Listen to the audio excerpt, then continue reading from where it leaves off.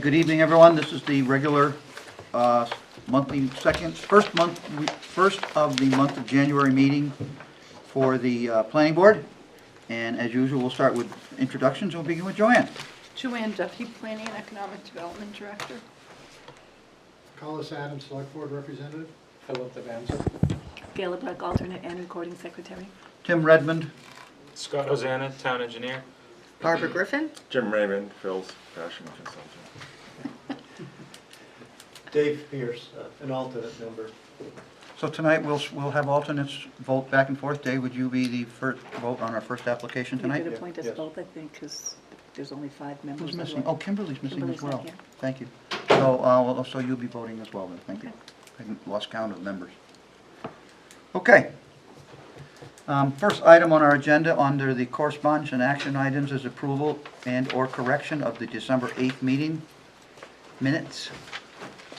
There's a proposed correction by James Raymond, it says here on my sheet.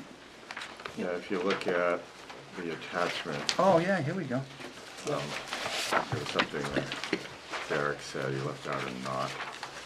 It looks like. Right here, KNOT?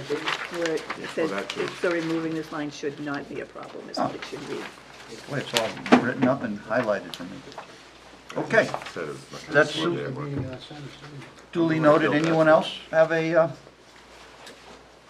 make a motion to accept the minutes I'll second. with the correction. I'll second that. motion by Phil, seconded by Collis, to accept the minutes as corrected? Any discussion on the motion?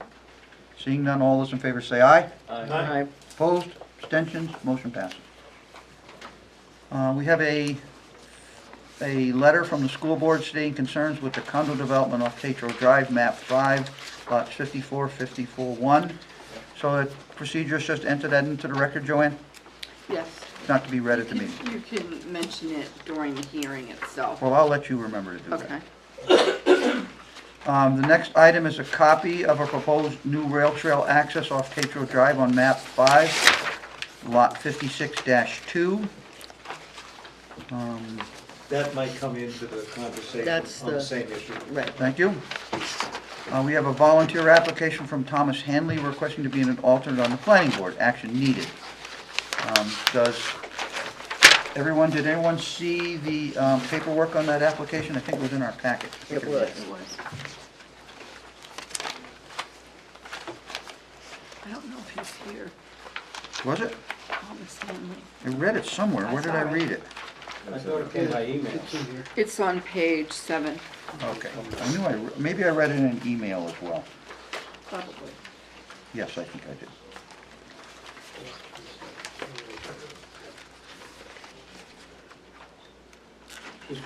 Is this for a vacancy?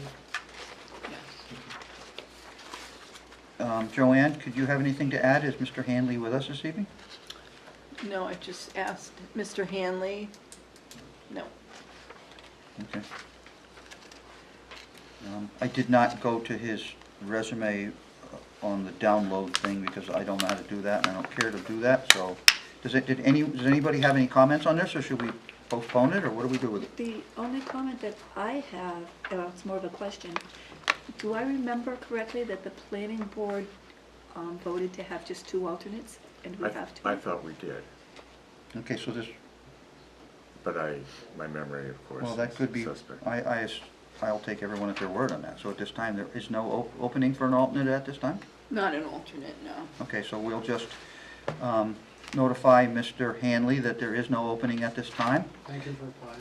And thank him for applying, and post-election, if anything changes post-election, then we can, Advise them of the filing period. okay. I sort of should have contacted you before the meeting.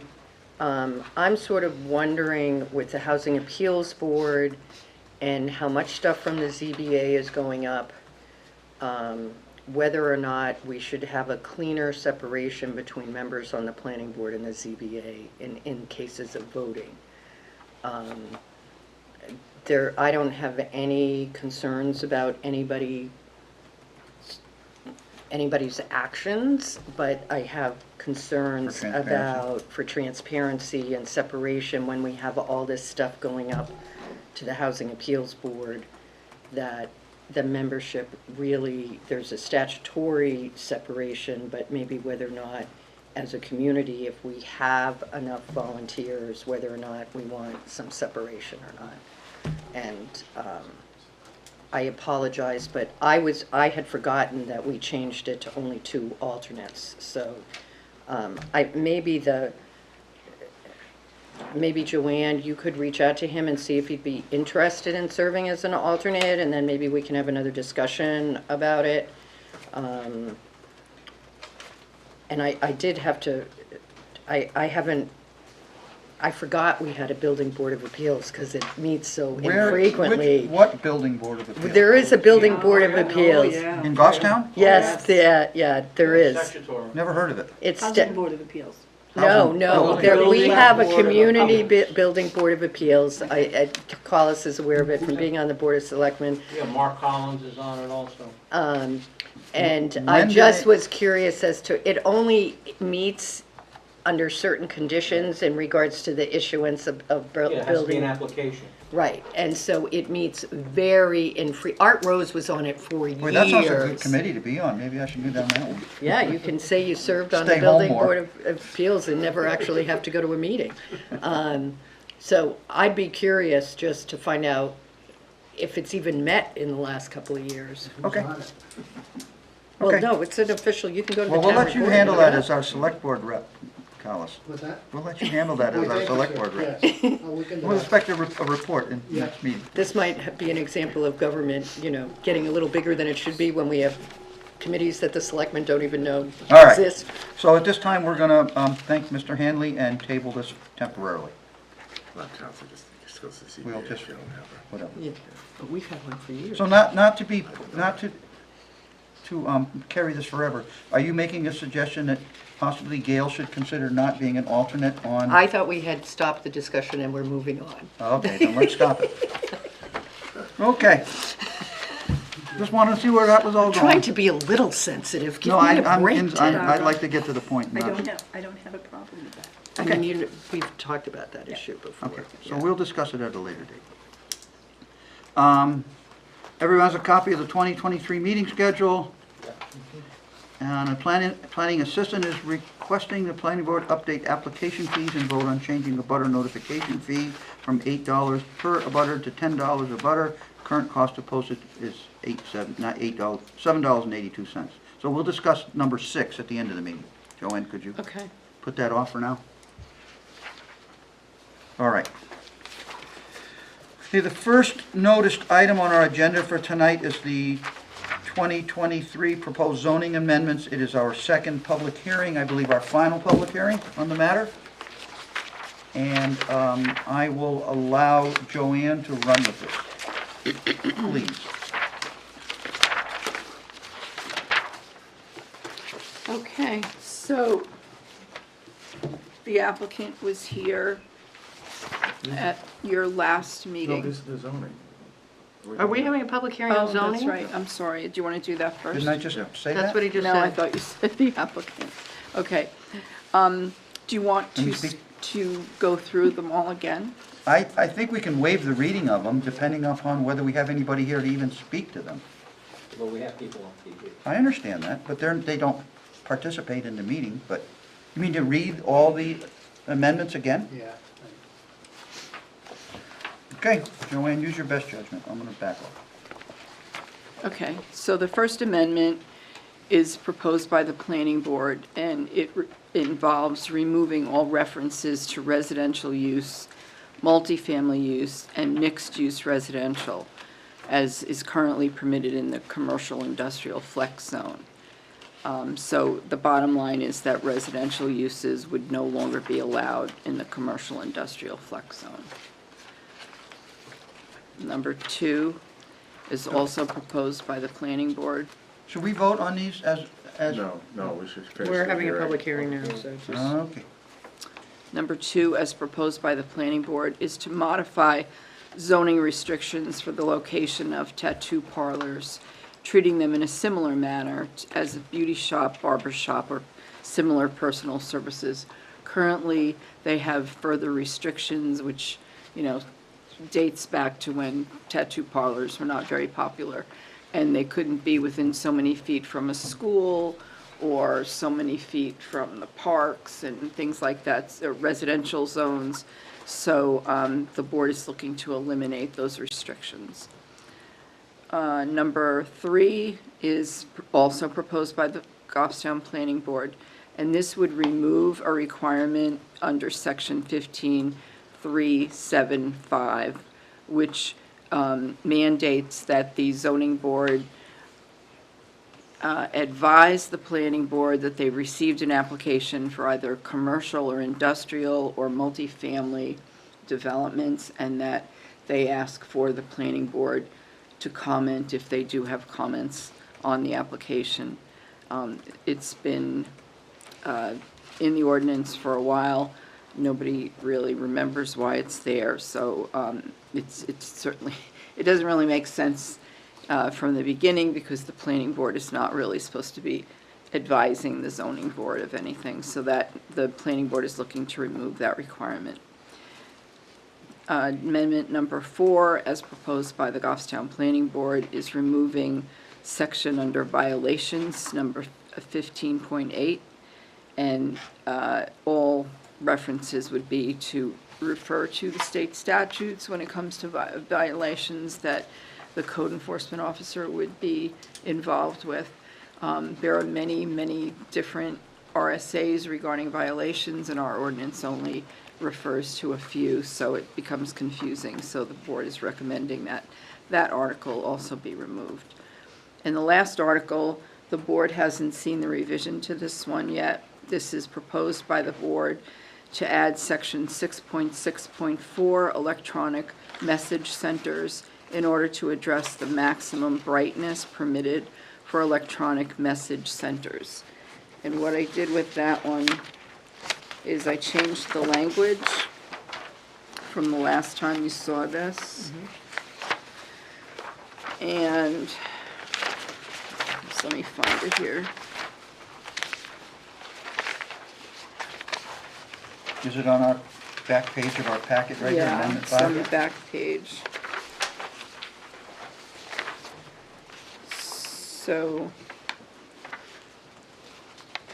I moved the section regarding that the electronic signs can only move less than once every 15 seconds into a different section, just so that it's near what we're talking about adding, but not adding it to the section that we're referring to, because that is more of a,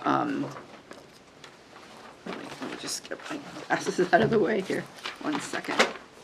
So the sign ordinance lists prohibitions, and that was under that section. The signs, this is what it's called, signs which move or create an So it's illusion of on, movement. it's on the page behind the one on the back page? Yes, so I just moved it 6.4.11. so it's closer, but I can't take it out and move it into where this new this new section would go, because it is a prohibition and that's where it needs to stay.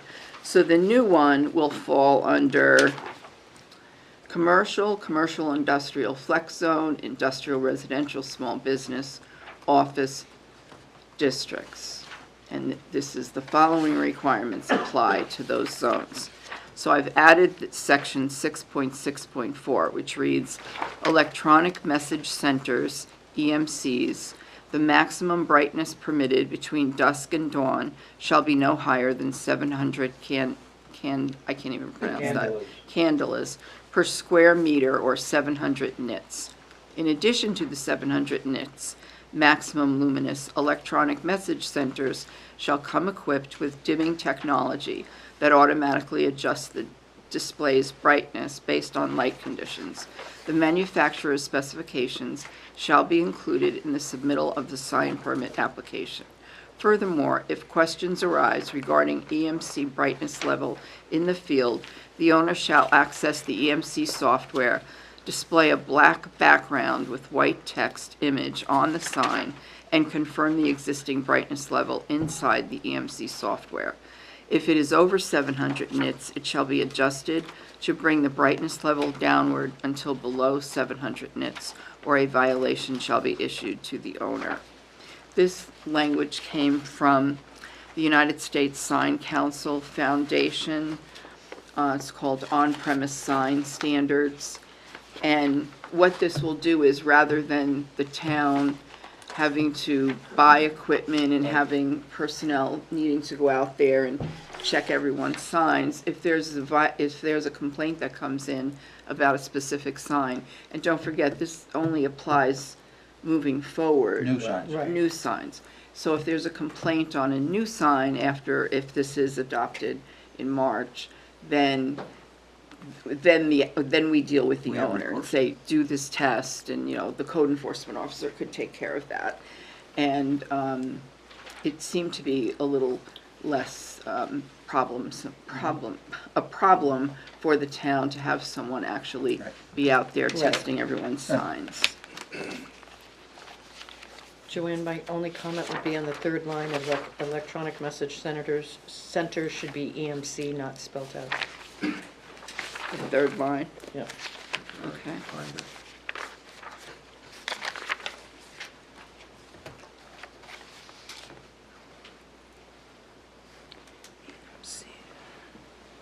Well, if you want to finish the public hearing, we can talk Right, talk I about this just- one later. And did you change on the page prior to that, 6.4.11, is that new wording you've installed, or is that old wording That's old wording, I didn't That's just been change the highlighted. wording. I just moved it into a different Okay, section. I didn't know if that was also a change. Derek wanted me to combine them and have them, one after the other, but it didn't work that way because of the different Section sections. is a group issue. Yeah. Okay. So at this time, this is our second public hearing on the zoning amendments for 2023. Is anyone here from the public to speak in regard to the zoning amendments? Open the public hearing.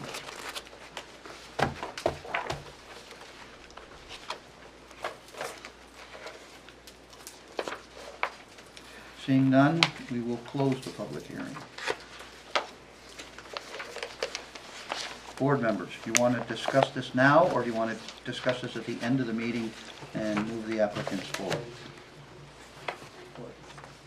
I'd recommend it, yeah, Mr. Chair. Anybody have a problem with that? Any board members? Okay, we'll postpone this till the end of the meeting, we'll come back to it and discuss it. This just leaves time when we're still thinking clearly, which is about 9 o'clock.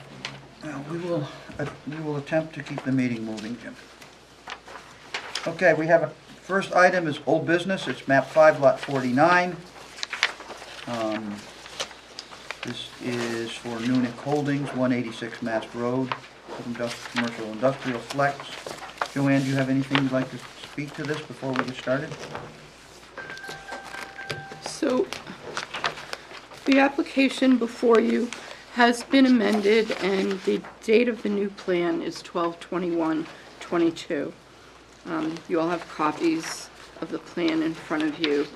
The applicant has addressed many of the concerns that the board had from the last meeting. There are still several outstanding items, but they're, I would say, minor compared to what the issues were before.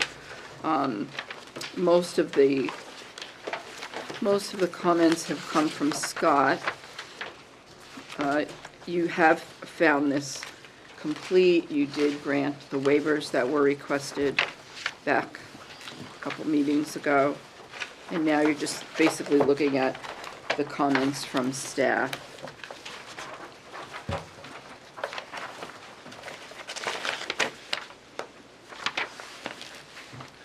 I had a Board couple members, of, please. couple of questions.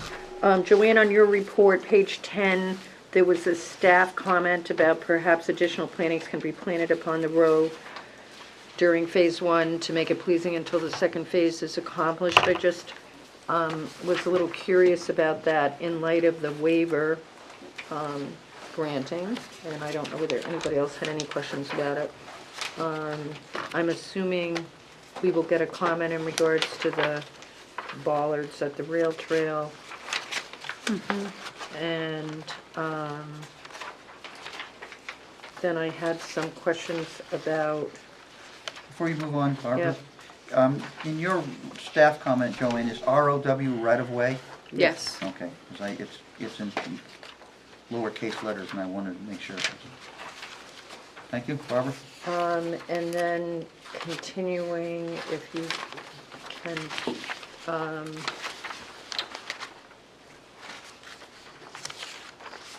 I guess that my other comments had to do with the conditions, and did we get an easement plan? No, so I did meet Because with, that was a big issue the last time. I did meet with Mr. Roberts and spoke with his, forget his name again. Rick Chelman, who was here and addressed the board a few times. They are working with the developer to come up with the agreed language, but they are in agreement that Buzzell Road would be eliminated and that the easement itself would be shared between the two parties and that it would be relocated as you get further down into the actual developed area. They do have to go to the the select board for approval of the elimination of Buzzell Road, the crossing of the rail trail in that location. And they also have to get approval for the, it needs a town attorney review before the selectmen can review it. So it's down as a condition of approval here in the recommendation that your approval would be contingent on all of that happening after the fact, before the plans are signed, obviously. But Go ahead. Sorry about that. aren't there some utilities in this easement? Or is it in a different section of the easement? There are no utilities. There are no utilities, okay, There's, all right. The it water can and be sewer used are for gonna- utilities. He's using the easement for water and sewer. The new plan, but there's Yes. nothing there now. Oh, okay. Yeah. Well, I guess my question goes to how much is going to be, based on the recommendation, and I'm glad everybody's working everything out. When I see easements not done and utilities need to go through them and further agreement, I sort of start to think we're starting to load up wonderful things to happen after our approval. We are going to get, we've requested an easement plan and the actual document that will be reviewed by the town's attorney. But we don't have that in hand All right, at those were this my moment. major concerns when I looked at it. I mean, not as to the plan itself, thank you. Jim, may I ask, Joanne? Please, Jim, just speak All up. right, you said the elimination of Buzzell Road, that's already been discontinued, hasn't it? Town did not. Well, retain it has, any but that's true. So it's just that they've agreed to move the easement out of that It's a location. movement of a Right. private easement, essentially, put Correct. across the rail trail. I do have questions on the wording of the conditions, but I think we're a ways away from that, so, Let's see, do we match? pretty much, yeah. We don't have to go there yet, Tim. but let Any me- board members have any questions for Joe staff at this time? I'll ask Scott, do you have anything you'd like to add before we invite the applicant to speak, Scott? There's only one really outstanding design comment associated with drainage. I believe it can be handled at the staff level, though. It's not significant. And one minor plan comment, so the plans were cleaned up pretty well this time. Okay. Ultimately, the board is always asking for your opinion, your professional opinion as whether these items can be cleaned up administratively or Yes. require further meetings. So I that will believe, always come yeah. up in questioning. Mhm. Okay. All right, anybody else have anything else before I invite the applicants up? Seeing none, we'll ask the applicants to come forward.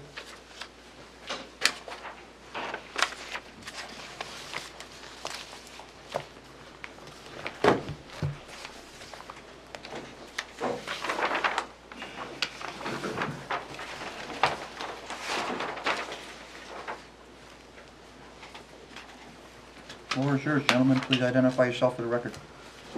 Thank you. Good evening, Mr. Redmond, members of the Goffstown Planning Board. I'm Jason Hill with TF Moran. I'm here with Austin Hawk, who's the applicant. We met in December, reviewed a similar plan. First off, just regarding the utility easement, and we did submit plans in December that included an overall site layout plan that identified each of the easements. And I have it, if you need to, I can flip to it. But simply that was to permit at a future point in time, if ever, the allowance of an installation of a utility sewer electric by William Roberts or his heirs, subject to any, they would obviously need to come back before the planning board and other boards as it would be part of an actual site plan development or subdivision. So that was not a proposed infrastructure aspect that related to his use of the land, of his land. That was something that Austin and they had agreed would be batched in or baked into this updated access and right away. That's where we were relocating around this trailer dealership. So we're not proposing any utilities for Mr. Roberts at this point. It would be for a future if and ever, and that would be subject to applicable permitting. So that would be dealt with, as Joanne said, as a at further select board process. Would review and need to approve of that before we can obviously finalize those agreements and record those agreements. But I've noted on the plan that those would all be subject to that action and activity. But really, in essence, Scott mentioned we had technical comments, and then there was some rail trail aspect improvements to the plans that we've made from last month, including we had proposed some striping for a crosswalk, bollards, and some pedestrian crossing and vehicular crossing signage to both pedestrians and vehicular. So in conjunction, I worked with Dave and his group, or some of the rail trail group, to put those details on the plan, include those details, as well as they had asked for, rightfully so. There was a pipeline that we're culvert crossing we're putting in to deal with a puddling issue. And so that is nearby the rail trail, and so we had included notes and specifications that address any incidental disturbance to the existing rail trail and to repair it and restore those areas. Those are really the only plan changes. We talked about landscaping, and Joanne mentioned some phase one landscaping, and at last month's meeting you weren't at, I voluntarily proposed to put the shrubbery along the front to be installed during the phase one component of the project versus phase two. Subsequently, the waiver was approved, so I don't know if you're aware of that, but that was discussed. Finally, we mentioned we also added a gate, a bar gate at the entryway on the property, outside of the right of way, obviously, which would allow gated securities for Austin, which would be shared with the Roberts group if they needed access, which was discussed, as well as the fire department. I have a note that they would have to require the fire department to be kept a key for that lock. Otherwise, on the plans themselves, we have not, those are the only improvements that we've made. There was a bunch of miscellaneous technical stuff that I don't want to bore you with. But You increased the size of the storm tech system. And yes. Some other drainage pieces. Yep. And as such, we're here tonight. Hope we'd like to gain any approvals to proceed with this project. And that's really a summary of where I'm at. And happy to hopefully answer any questions if you may have. Thank you. Board members?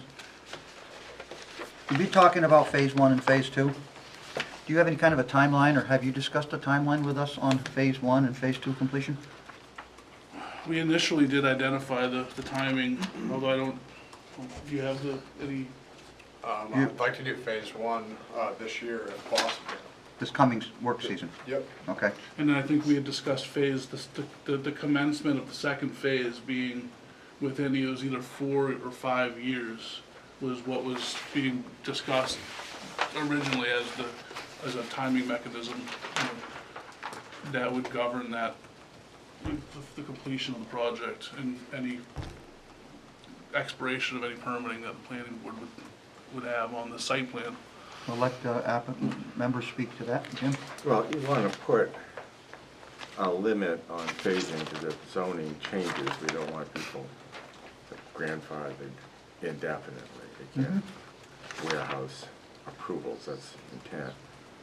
So the question is, you know, what's a reasonable time for, you know, the business to gear up, but not then be inconsistent with any later zoning changes, most of which, the changes that have occurred that have been probably material for this district are, Collis can speak to this, are erosion control type of changes, and if that's a concern in this site, as opposed to it is a commercial site. I question whether we're going to be rezoning in gross ways. And that timeline is maybe reasonable. I wouldn't want to go beyond that. I think that should be a maximum allowed at this point. That's right. What is that number, 4 to 5? Well, we haven't just finished, we haven't defined that yet. If we We're still did, in- if we did, then they can always come back and ask for an extension, but I don't want that to be a... Well, generally speaking, site plans, unless there's, has some sort of, you know, substantial progress, have to be renewed every year, right?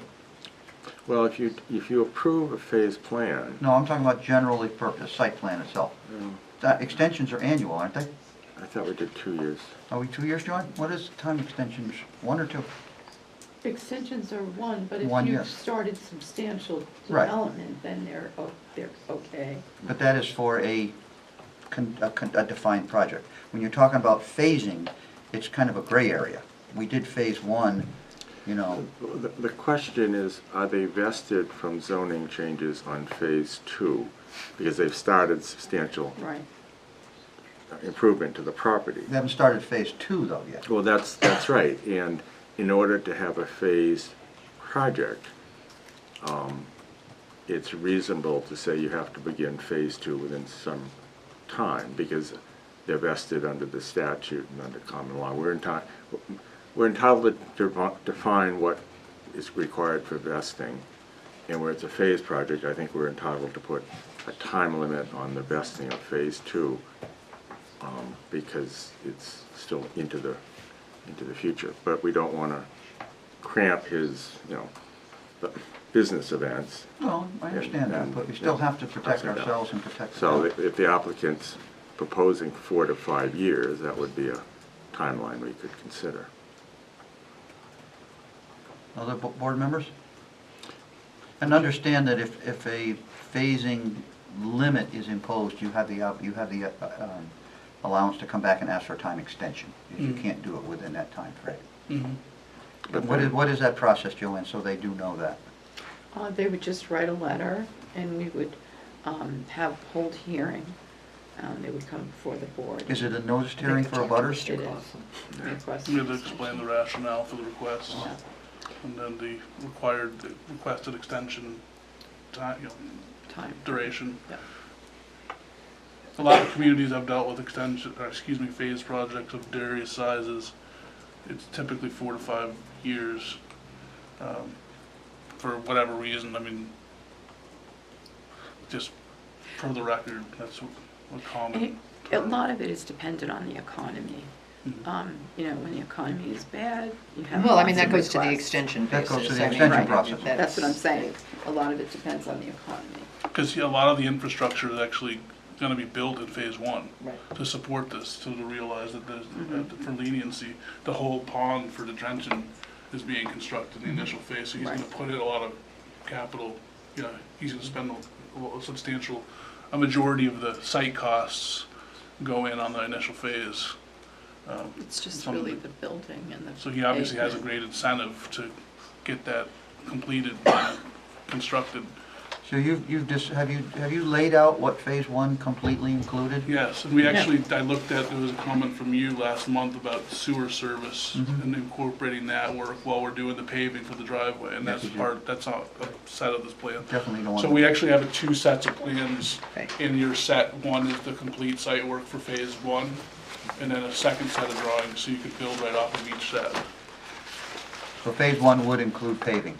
It paves the driveway up through through the rail trail all the way to the right of way, basically to this portion of the site here. It's paved, the rest of it's gravel. And then they would, because it's just overflow storage for trailers.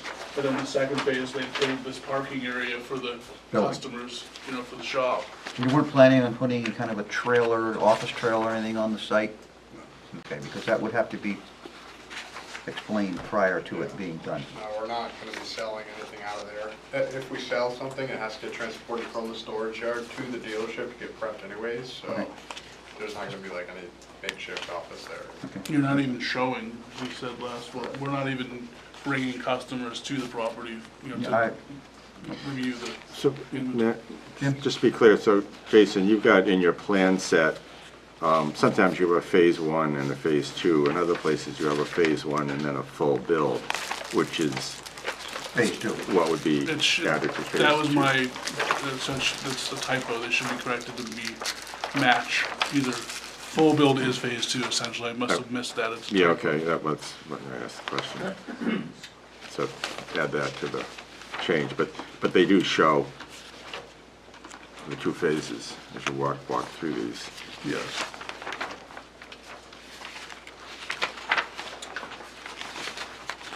You do have a overall site layout phase two, overall site layout plan phase one, then a site layout plan full build on sheets C3 and C41, C42. So I guess the question is, what's the difference in the phase two on C3 and the full build on C4? Is it just showing? C3 was overall, it shows the whole property and the actual portion of the property that's being developed. And then the C4 is a greater scale of detail for the contractor to build. Okay. That zones in on this acre site. Yeah, just point out the I obvious. should have it's put a obvious. key on that. I could put a key on that too, that, you know, like a locus that brings that, and that identifies the four sequence. That would be useful for those of us who don't see the obvious in front of Yes, us. that's not obvious. Board members? Anything else?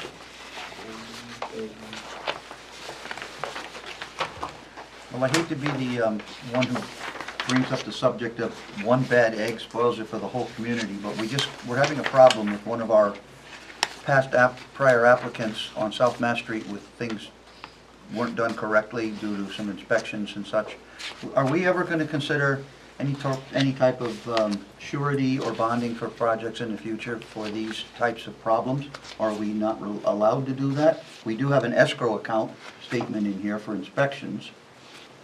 We don't have any way of assuring that things get built in accordance with the plan, other than the issuance of a certificate of occupancy. Or a revocation of Site plan. site plan approval, which is a pretty good remedy. And does that require a legal, No. a day in court, or is that No, just no, no, an it's a action we procedure we take? follow. And how do we enforce that with an applicant if we revoke the site plan? Well, we looked at it for another site down the road. We Okay. send them a notice of revocation, have a hearing here, and we revoke. They Okay. can appeal it, but Okay. we don't have a procedure for private improvements escrows. We do for improvements for public Right. facilities, and I'm really hesitant to. I'm not suggesting we do it, I'm just bringing it up because it was a problem with the prior applicant. Phil? There is a difference though. I mean, here you have a full build from the beginning. The other one was an existing with a change. So that's where I think part of the issue came in. So I think it's a different perspective. They're all different, I understand that. No, I understand, but this one, you're starting from the beginning, and you have a phase two, and, I just felt I was obligated to bring it up No, for no, discussion I rather than understand. ignore I it think and it's let it good. go away again. no, and I understand, but I think that's good that way, at least we all understand that, at least to me, there's a difference. So There is. I'd like to explore Okay. that, my view. The phased aspect of this just kind of got me thinking about inspection. So we collect escrow for inspection. Should we allow the applicant to provide the escrow in two separate pieces, the phase one and the phase two, so that they don't? I feel that that would be a fair way to Okay. treat the applicant, Okay. because you're gonna determine the escrow account funding number. Yeah, well, we'll send this to a third party for an estimate, and that's what we base the escrow. Okay. But I would So say, yeah. I'll have them break it up as two pieces when they look at the plans. I don't think it would be fair to take a 40 escrow account for something Yeah. that's gonna happen 4 years from Okay, now. that's what I was The thinking. question would be is, and I see what Jason, the applicant says, let's assume he never does phase two. Phase one can sit on its own, Yes. it's overbuilt. but As long as there's it's no- restored. So the worst thing is if he goes bankrupt or a contractor leaves the site, it's unfinished, the town needs to restore that, stabilize it, get grass growing. There would be typically a restoration escrow that they would hold to allow the town to stabilize the site. And therefore, and that's how they handle that incompletion of a project. They wouldn't hold the money to complete, a private development, improvements. So they would, So that's the So question, is restoration. do we have a restoration? We have required those in certain situations. If I can, Tim, so Please, Carlos. Jim, earlier you touched on erosion control. I don't want to put words in your mouth, but if you're concerned, because it's my concern, how is phase one going to be left? Correct. In what condition? No, that's what I think And is Jason's there thinking. detailed construction sequencing that's going to specifically lay out what's going to be completed before they can Yeah. move off of phase one? There so is. phase one will be finished, stabilized. Okay, as long as it's in the In, construction. meaning like the gravel will be compacted to yeah. 95%, it'll be paved, Yeah. and it'll be at least 75% Okay. vegetated, All right. permanently vegetated. And that will allow for the town, for VHB, the town's representatives will verify Yeah. that, check that off, then they can release that bond. Say they're good to move And on. then everyone's hands are clean So, with that. so what Jason is proposing is a restoration bond, which I think is a good idea. That's different than a completion bond. Yes. Yeah, And, I agree. and when you're disturbing an area, we don't want to be left, and we have done that. So I think that's something that we would And we require. have, and then we have, since we have phase one and phase two, phase one, prior to being allowed to use the site, must be approved by the town engineer. The building department is not gonna be looking at phase one, because there'd be no building permit per se issued. There's no CO for phase one. per So there's no se. CO Yeah. to hold your feet to the fire to get it done. Your feet to the fire are gonna be with him over here, that you have completed the lists of items that you have specified that will be completed by phase one. And until Scott says it's okay, That's fair. you wouldn't be able to move any trailers in there or begin to What we use the site. anticipate as Okay, how the that's, process would that's go. on the record at this point, Scott. Okay. But Jason's analysis, we would want a restoration bond, which, typically isn't that much. I don't know what you've seen, but it's, Yeah, it's not a huge amount of site work, so it basically covers, yeah, we would prepare an estimate, but it, You can discuss that with It's Scott. not a six-figure number or anything of that nature. that's right. Well, we'll let you do that administratively with And Scott. that's So Scott, common Barbara? practice in many communities, so. So this question, comment is really to Joanne. It sort of deals with the approval. Are we, given the phasing options, really talking about two conditions that look very similar in that we have site inspection paid for by the applicant, with an escrow payment being made prior to a pre-construction meeting. In this particular case, it's really prior to phase one, right? And then we have the same condition really prior to phase two. I believe you're It would correct. be prior to the pre-construction meeting.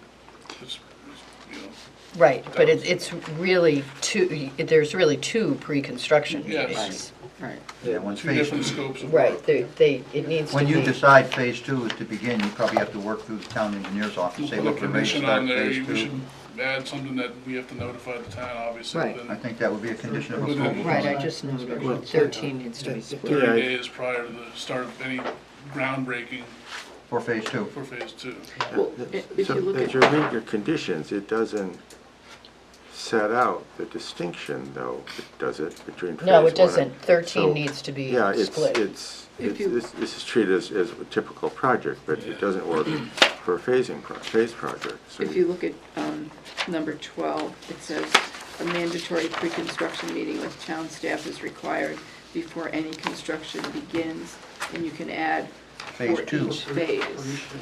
But 13 also is, it's sort of a Right, but you break that duplicate. into It needs two. to be broken And into for two. example, phase number 13, we can discuss this out, talks about a CO, what we've just established, a CO will not be issued for phase one. So Right, it's this sort has of to be tailored to the two the different actual. phases. So 12 could be amended to state that before phase one construction begins and subsequently when phase two construction Yeah, begins. I think Something very clear and precise. this needs to be looked at on the procedure that will be followed to allow the phasing as they'd like to do. And I'm not sure that's been done yet. It's unfortunate. And whether we can do that now on the fly, or we need to come back with the revised conditions. Well, can we let that be administratively handled?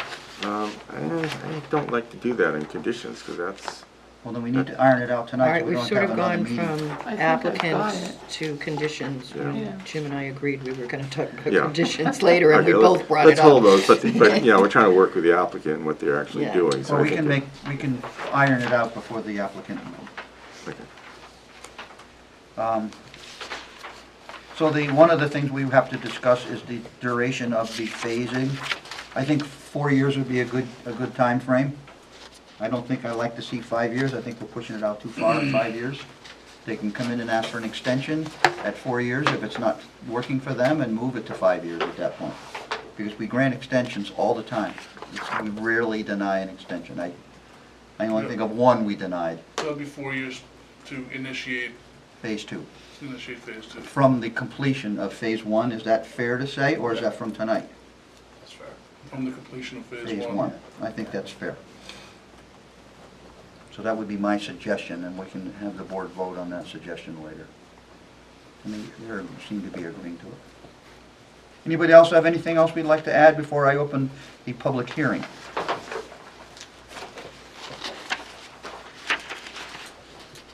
Seeing none, I will open the public hearing at this time on this project, and if anyone wishes to speak, I'll ask these gentlemen to step aside. Mr. Roberts, are you going to speak? Just briefly. Okay, well, they can step aside and move away from the chair, All sir. right. For the record, sir. William Roberts, 23 Roberts Road. I just wanted to speak briefly to the issue about where the easement stands, because I think Ms. Griffin's questions haven't been, with all due respect, answered thoroughly and completely accurately. So the impression that I think Ms. Griffin and the board may have been left with was that this is all in its incipient stages and with a lot of details to be worked out, and that is not the case. The easements, the scope of them, the location, has all been negotiated and written up.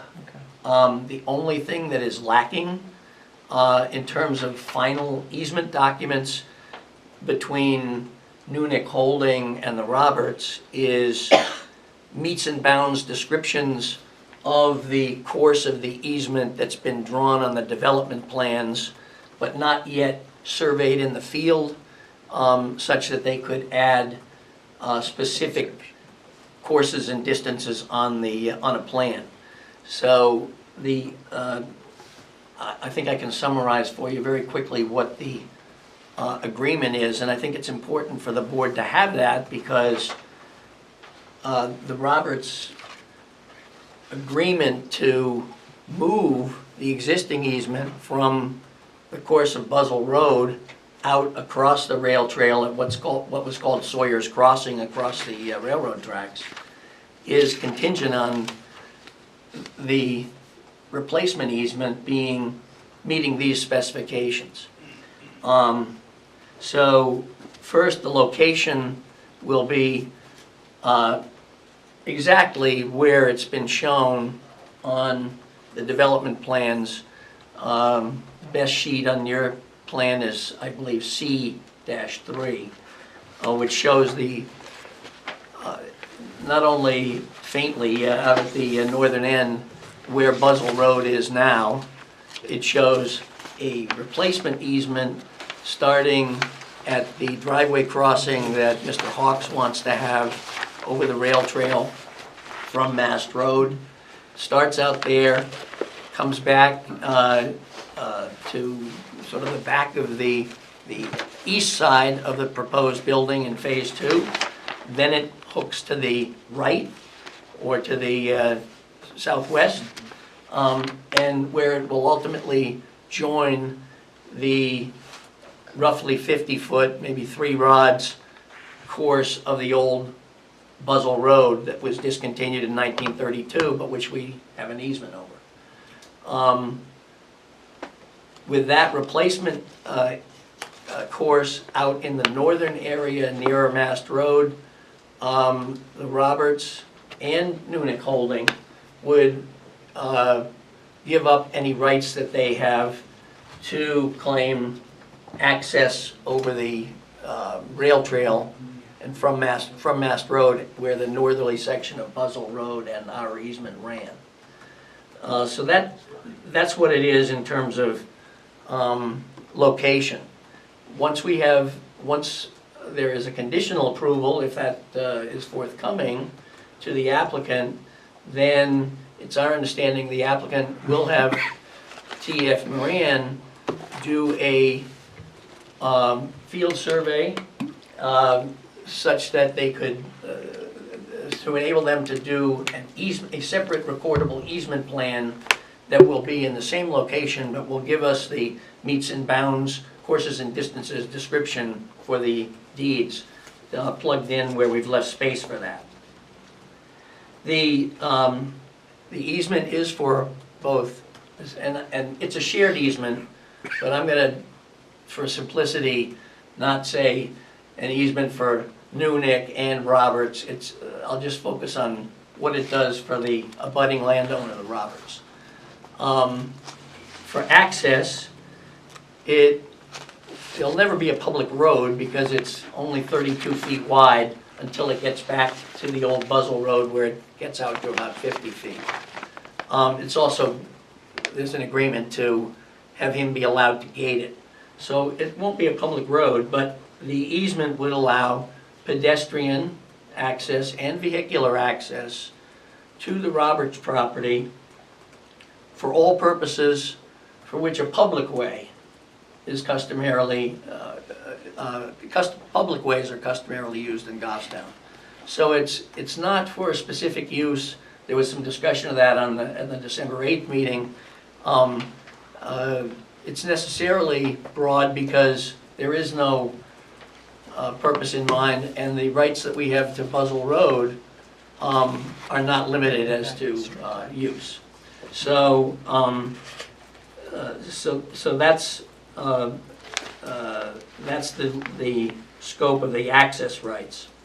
The utility easement portion, which would cover this in the same location all the way across Nunick's property, would allow current and future owners of the Roberts property to install and maintain utilities. The language we have in the drafts is lines, pipes, conduits, and structures for underground utilities from Mast Road to the Roberts property, including without limitation for water, sewer, electricity, gas, and other power sources, and communications. So these things have already been agreed upon between Nunick and the applicant.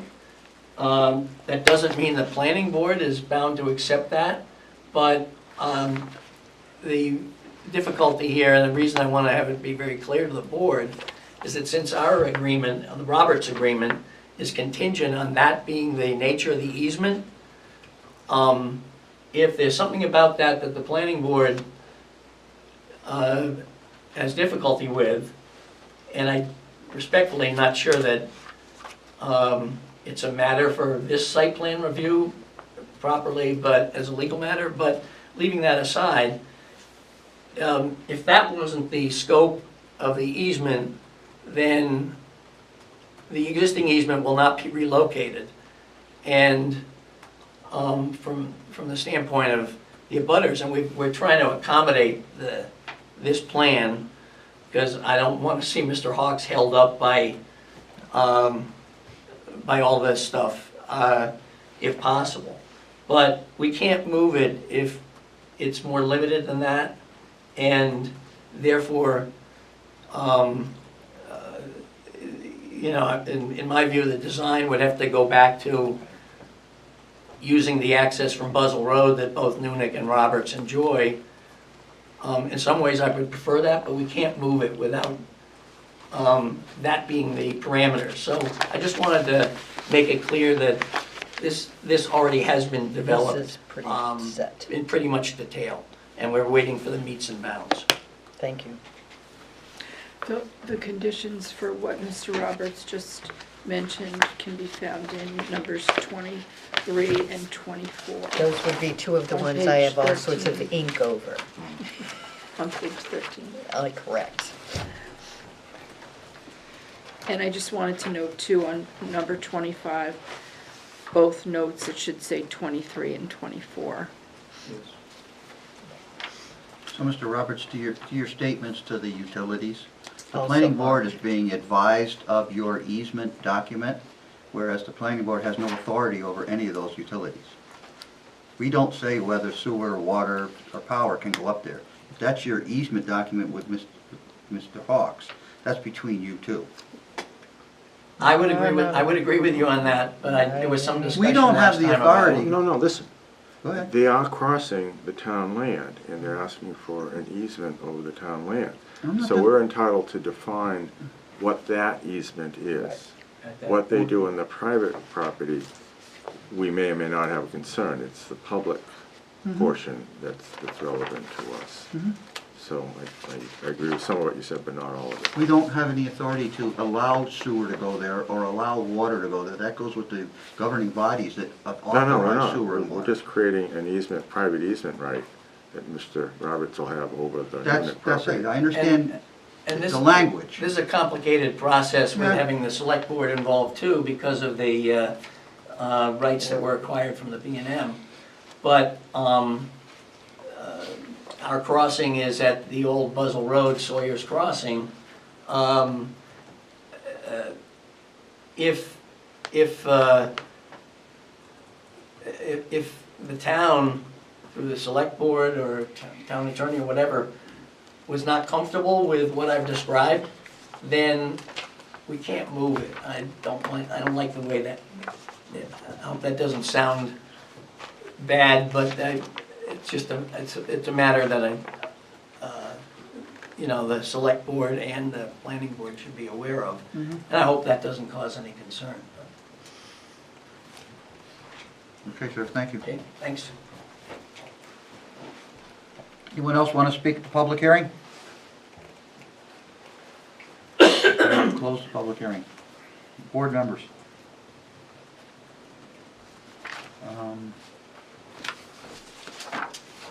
Well, I'd just like to say, to the extent we can work out these conditions tonight, I would like to, I mean, I think the applicant and Mr. Roberts have done a lot of work on this.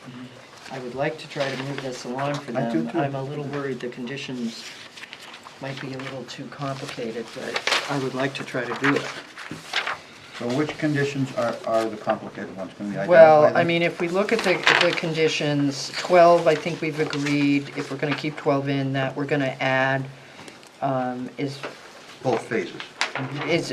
begins on phase 1, end phase 2, so Yes, there's no we question, agreed on it's that. an end. 13, we should have like a 13, I don't want to renumber the whole thing, that's administrative. A 13A, which could be the current one that starts off with prior to commencement of phase 1, and get rid of the sentence that says a final inspection will be required before a certificate of occupancy, and then duplicate 13 as it is now is 13B, that says prior to the commencement of phase 2. The applicant will give 30-day notice to the town prior to the commencement of construction in order for the pre-construction meeting to occur, And additional escrow payments. and additional escrow payments. I do think this is where the issue of the restoration bond should go, but I'm not sure where that should go.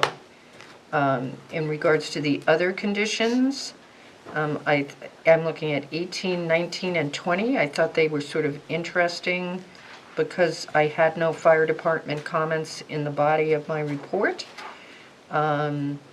And I don't know why we would have suggestions but not requirements in our condition. That would be number 19. And I would have thought that I'm okay with 18, but I would think that we would know where buildings should be located before we approve the plan. Yeah, it makes no sense to say Yeah. they have to be, the separation shall be increased. Increased to what? Right. We're approving a plan showing a building. Jason, do you have those conditions? Yes. Do You you guys have come any? on back up to the do you- table, Jason, Could you and- come back, because I'm just like, why on earth would we approve a plan where we have buildings that the fire department is talking about Separation. potential separation and sprinkler systems and construction material? And they weren't in They're the not- This is they're a not metal, this is a identifying metal two phases. building we're proposing, so, I mean, or- with all due I think that respect, that's a non-applicable condition. well, I don't Right. think they're applicable either, but I don't know how these got in here. They were not in the comment. And once again, I think this comes back to getting comments from the fire department, and I'm not convinced they've looked at stuff. Joanne, did these three conditions come from fire or someplace else? They came from fire. Yeah. They may have come, like, the first round was the first one, and then they may have come later on before the last meeting, because I didn't add these Okay, for so this these were meeting. from, They were already there. well, I think they ought to come out. Yeah, because these are That fire would be, safety. that would be an amendment to the site plan, I think, if those conditions were in fact the case. Well, I didn't pretend to know what combustible Yeah, just materials timber, were, things but, like well, that. that's what I figured, but, So we would need to come back for an amended site plan approval, because we'd be changing the parking and Right, other right. aspects of the site yeah. plan, so. All right, so I don't think 18, it's- 19, and 20 need to come out. I agree. How about 21? Well, That deals with- 21, haven't we already accommodated the issues of 21 with this plan, or not? And because I'm tempted to say if the parking isn't, I think I'm approving it anyways, because the plan's been around. So 21 stays in, Barbara, or Oh, no, I 21? think 21 should come Because out. what We've is got it? parking on the plan. Should be addressed. Yeah, what do we do with that? I mean, it's not. Well, what does the applicant do with it? Parking does look sufficiently separated from the building. All right. Yeah, we don't have any parking like within or blocking any proposed man or overhead door. I can't remember the number, but I thought it's only like Yeah, the 5 parking feet or was not an something of issue. separation So from I'm parking. like 18, 19, 20, 21. Yeah, that was for another- And I thought I saw something that a dumpster had been relocated. Has it, Jason, or not? That's 22? Well, the plan I'm looking at, the dumpster's right behind the building, and I don't understand why, Why is it too I think close? this what is is an the, old why is the dumpster layout. too close to the building? What's the problem with that? That's my question. The one behind the medical center is right behind the building. It's It not has supposed to bollards behind it to protect the building as well on the Because detail, fire. so. A fire, But, so now that's another fire comment. 22 is another fire comment. 22's out. Right, yeah, 22 is fire So comment. 18 to 22 probably should be removed from the conditions of approval because they're not applicable I to would what- agree with that. to what's going on here, according to what seems to be the consensus. I was gonna ask that question too, so you guys picked up on that, I'm sure, so. I mean, there's, So Barbara, let's get something. And then 23, I guess I'm just going to ask the board, given Mr. Roberts' comments, is the last line of 23 strong enough? The easement plan shall be consistent with this plan set. Consistent gives me an awful lot of wiggle room, Don't we want to say, and I don't know what an easement plan is. yeah, I don't either. Don't we Thank want you. to say that the easement rights over the current Buzzell Road as it, it's not for the full parcel. You can't say for the full parcel, because you still have Buzzell Road will still be in the back portion, will be abandoned or relocated to the location of the shared access as shown in the plan, something like that. What they do on the property itself, we don't care as much as long as it's not inconsistent with the buildings and the structures that he's putting on. So we can say will be shown in the location, will be relocated as shown on the plan. So it's, So could, it's you said it abandoned. like 4 different ways in the last minute. No, So we let's want get- to let's get something abandon, definitive. abandon the current easement over the town right-of-way, over the rail trail, and relocate it as shown on the plan.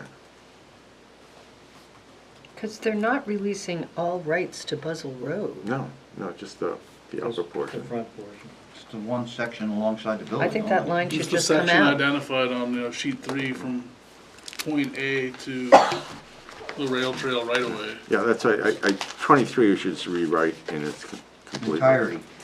But I think those are the two parts to it. I Well- understand, Mr. Roberts.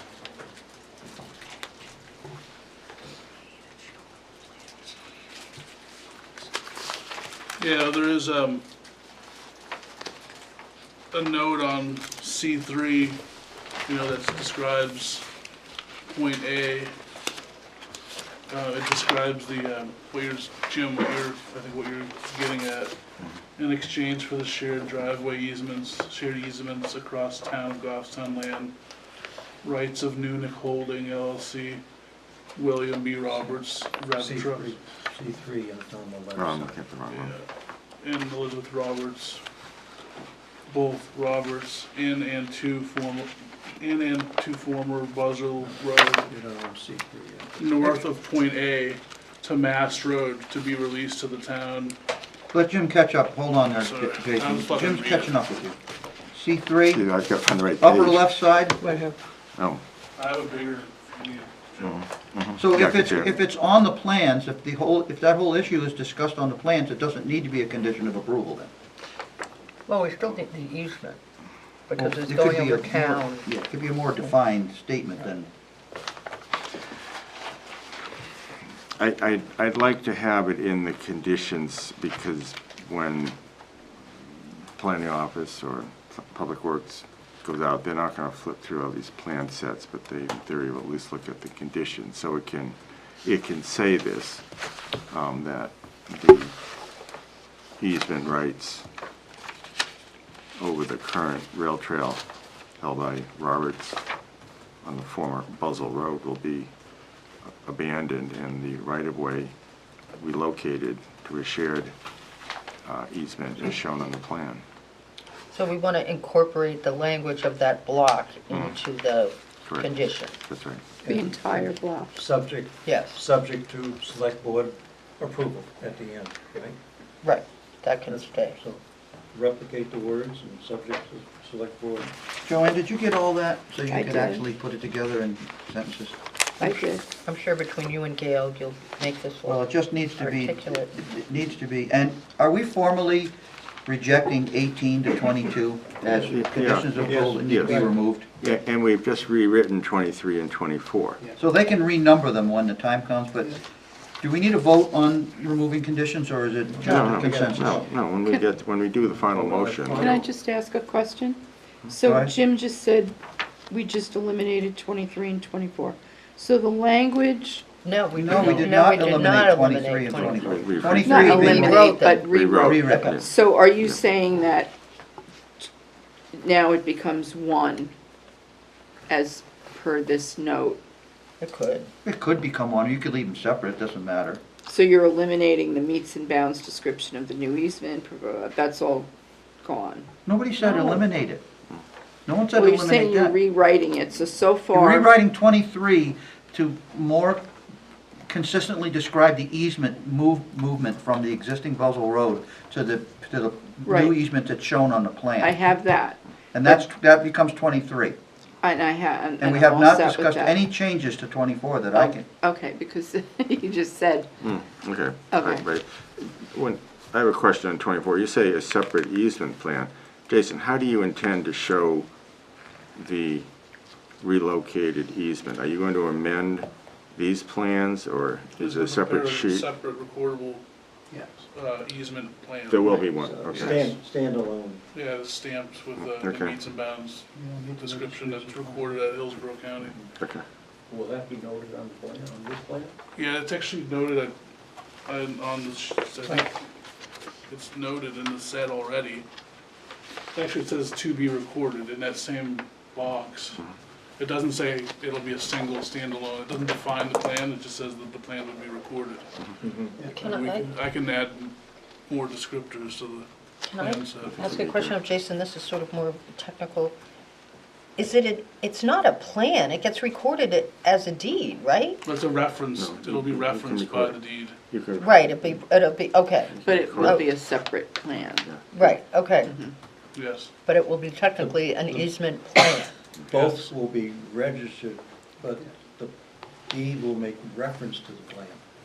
That's The commonly plan, the done. plan's No, I helpful for us in understand the that you field as reference the opposed to a piece plan. of paper that has a direction and Right, a point right. We to like follow. looking at pictures. It'll Yeah. match with the legal description, Okay, and the all deed right. will be shown on the plan, defined, with meets and bounds Right. on the plan. Because it's not defined on this one. No. And that actually helps to tie it down in the Right. future. It's an exact position versus just Right. a line on a plan. In case there's a So, problem. have we finished 23 and 24 now? Yes. I have one question though. So instead of having a note over here on the plan, on this box about the recording, shouldn't there be a reference under the note specifically? We can do that. It's a better place for it to put, they'll see it better in the note section than in Right, the little box over there. Because it's very important that Well, then there's- you can cite to the note, see note I 22. mean, I could put a special note even on the cover Yeah. sheet that identifies Please do that. that there's a Please do separate that. just so that it doesn't get lost in the cracks. Good point. All right, to create a clear record for the approval or whatever we're doing here tonight, I'm going to ask for a voice yes or no for removing conditions 18, 19, 20, 21, and 22 from the conditions of approval. Dave? Yes? Jim? Yes. Barbara? Yes. Tim says yes. Gail? Yes. Phil? Yes. Collis? Yes. Okay, so it's a unanimous decision to remove 18 to 22 from the conditions of approval. All right. Okay, so you had mentioned about a restoration bond. Yes. Do you want to add that as a condition? Yeah, that can be up in 13. 13, and it'd be determined by DPW, by town engineer.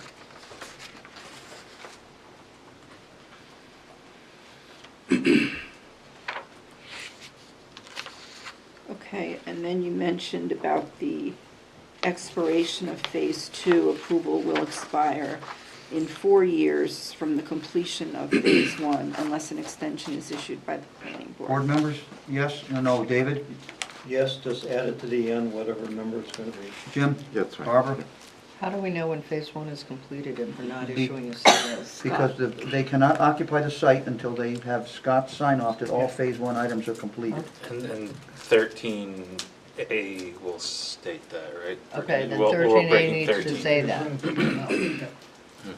Because a lot of times we don't have that. Okay, yes, I'm a yes. So Joanne, that, when you're writing your notes there, in number 13,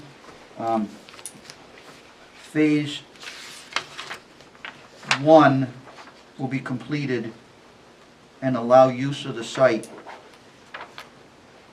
when the town engineer has agreed to all After signing. items to be completed in Phase 1. Now, did we also note that a second escrow payment is due when Phase 2 begins? Did we write that in somewhere? We talked about We it. talked about I it, but thought don't I think we had wrote said it. to just duplicate the paragraph. So, yes, I In assume. 13, Yeah. 13 will be a 13A. 13A and a B. for one for Phase 1 and one for Phase 2? Mhm. Okay, good. Just number 1, just for, because go back to page 12, Joanne. Number 1 is the sewer permit is not from the DPW. Oh, jeez. Oh, you know, it's funny, I corrected that in Okay. my original ones, but these, Sort uh, of. Are there any other issues here that board members have that they feel could not be worked out administratively? can I add one last condition? Yeah, what is it? So I have 2 technical comments that didn't make it into the recommendations. What are they? And they're a mistake on a map and lot number on the existing conditions plan. It states that 549 is still owned by Andrew Eskel. It's on sheet 1. Well, these are the types of things that wouldn't be a condition of approval, these would be Well, notes for you just to work it out. Yeah, well, I want a condition that basically says, you know, the technical comments need to be completed prior to the plan being approved. Yeah, so we just said a resolution of Yeah. DPW comments. And then there's a drainage comment too, so. Picks So up would there. you give those to Joanne so she can, when she gets a second, she's writing very diligent, and give her what those comments are to be added? Well, I think can we just state the Yeah, I think additional we would- comments to be addressed? Yeah, or- I think we just have a generic one, because they're not. You can do a they're not- generic statement, but Yeah. as long as it gets done tonight. Okay. Do you get, is that okay, Joanne? Yeah. Okay. So the generic statements regarding drainage and what was the other one? Just a plan edit. Plan of edit. A map and lot.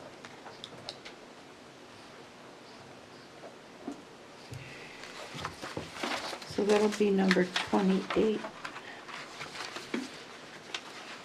No, I'm sorry, 29.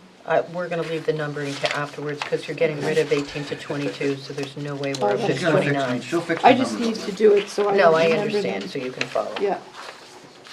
You can add to the end, right? Walk backwards.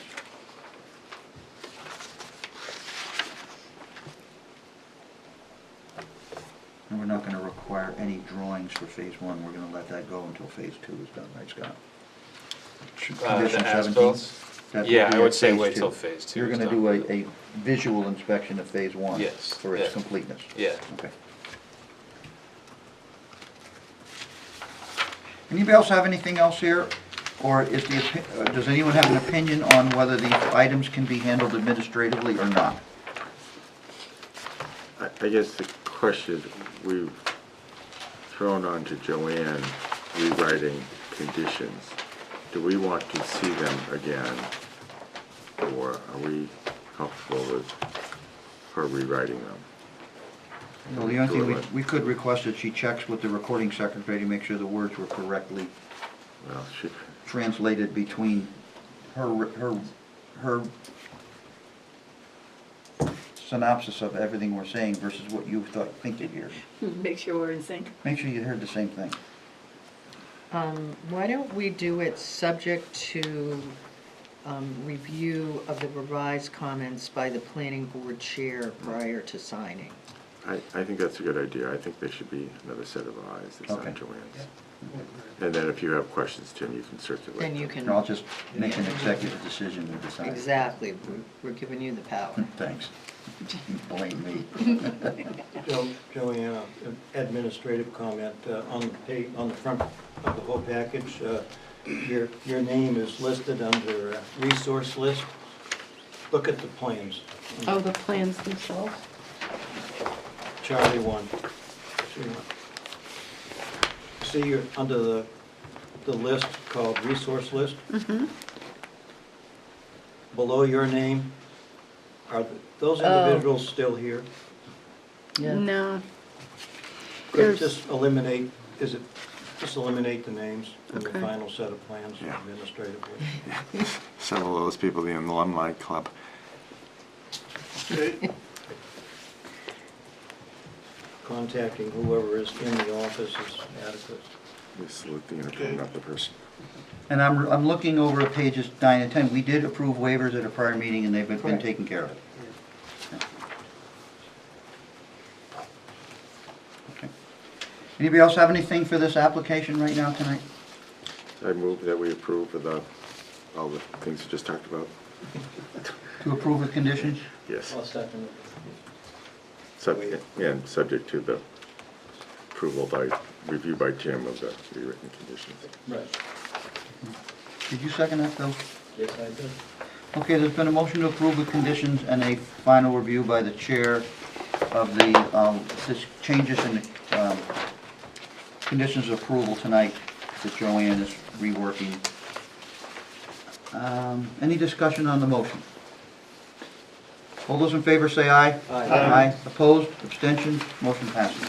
So you'll have to work out your details administratively, and then you're it. Yeah, thank you very much for the approval. Thanks, guys. I'm sorry? What note? Oh, the change of note? This is I think just- that, Jason, if we didn't include the fact that you're gonna move that note to the note column, would you just do that on the plans, and Scott, you can work that out administratively? Oh, Joanne has Should to be be. added up in these, 'cause it's- As long as it got just addressed, like you Well, said. it's just I left agree. huge questions as to what anybody would do with the comments, even if they were relevant. You couldn't keep them as is, regardless. All right, folks. Everybody take a breather and get a breath here. We'll wait for Jason to vacate. I think he's gone. Put this one on the, Yeah. rather than over on the floor behind us.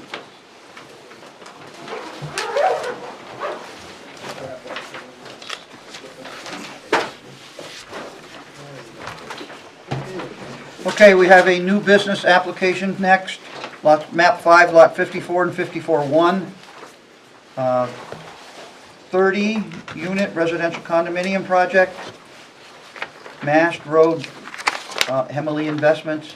We've seen this here, we've discussed this, we've heard it in past meetings. So Joanne, do you have anything you'd like to add at this time to this? So this is actually the first time the planning board will be looking at this particular plan, because they did, I as agree. they did come in a few times. The application was not found complete because of the interpretation by the board that the project did not have frontage. They have appealed your decision to the ZBA, and the ZBA has granted that appeal and sided with the applicant. So they're back here, kind of starting again, and they need to be found complete with no regional impact. So that's probably the first thing that the board should do before they start getting into the specifics of the plan. I just wanted to mention that Scott has more information on this than I do, but they're pretty confident that they will be moving the access to the plan from. Well, it's an idea that they wanted to It's an present idea. to the board. Okay, so I don't there think is- anything's finalized. Okay, so there is the potential that these plans that you're looking at will change Again. again. So Joanne has provided us with a copy of the zoning board of adjustments notice of decision. It's in your packet tonight, so everybody has that. There's also a traffic assessment from Tetra Tech in the packet. Everybody knows that that's in their packet, as well as an updated set of plans. So, do we have anything else? Any questions from board members before we invite the applicants up? Well, wait, we have to find it complete. We haven't done that yet, and I have know a that, question but on I'm just that. saying, but is there anything to do Yeah, before we Yeah, start that yeah, process? we have to find it complete, And except we'll for do that, figuring. So I don't want, before we do that, I want to talk about the completion. Thank you, Jim. We have somebody to my left has often said we should not accept plans that have lots of comments on substantive matters. And here we have a plan with DPW comments that run several pages, some of which are, I call them adjustments, but some of them ask for information that was not presented and is required by our regs. So either we find them not material or we do something else, because the theory is once we accept this, we could approve or disapprove, and if there's missing material, we're not in that position. So I guess I need Scott to give us an assessment.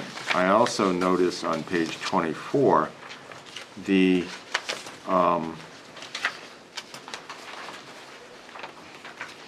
if you look at ZBA approved for use variance, right under the box of the pictures, the comment, in my opinion, the change in configuration of buildings does not negate the use variance, but then he says later on, ZBA approval setback, in my opinion, the change in configuration does impact the setback variance previously granted.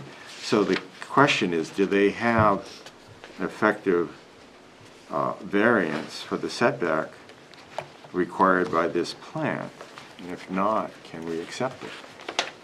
I don't want to delay this further, but those in themselves could be showstoppers. So the applicant did send Derek an email today that I was copied on, addressing his argument as to why he thought they did meet the setbacks. And said, at the end of the email, if you have any issues, let me know. But Derek hasn't responded. He's just really busy right now with budgets and everything else that's going on. He is multitasking. So, I don't know if he even read it, but the applicant did try and get some input from him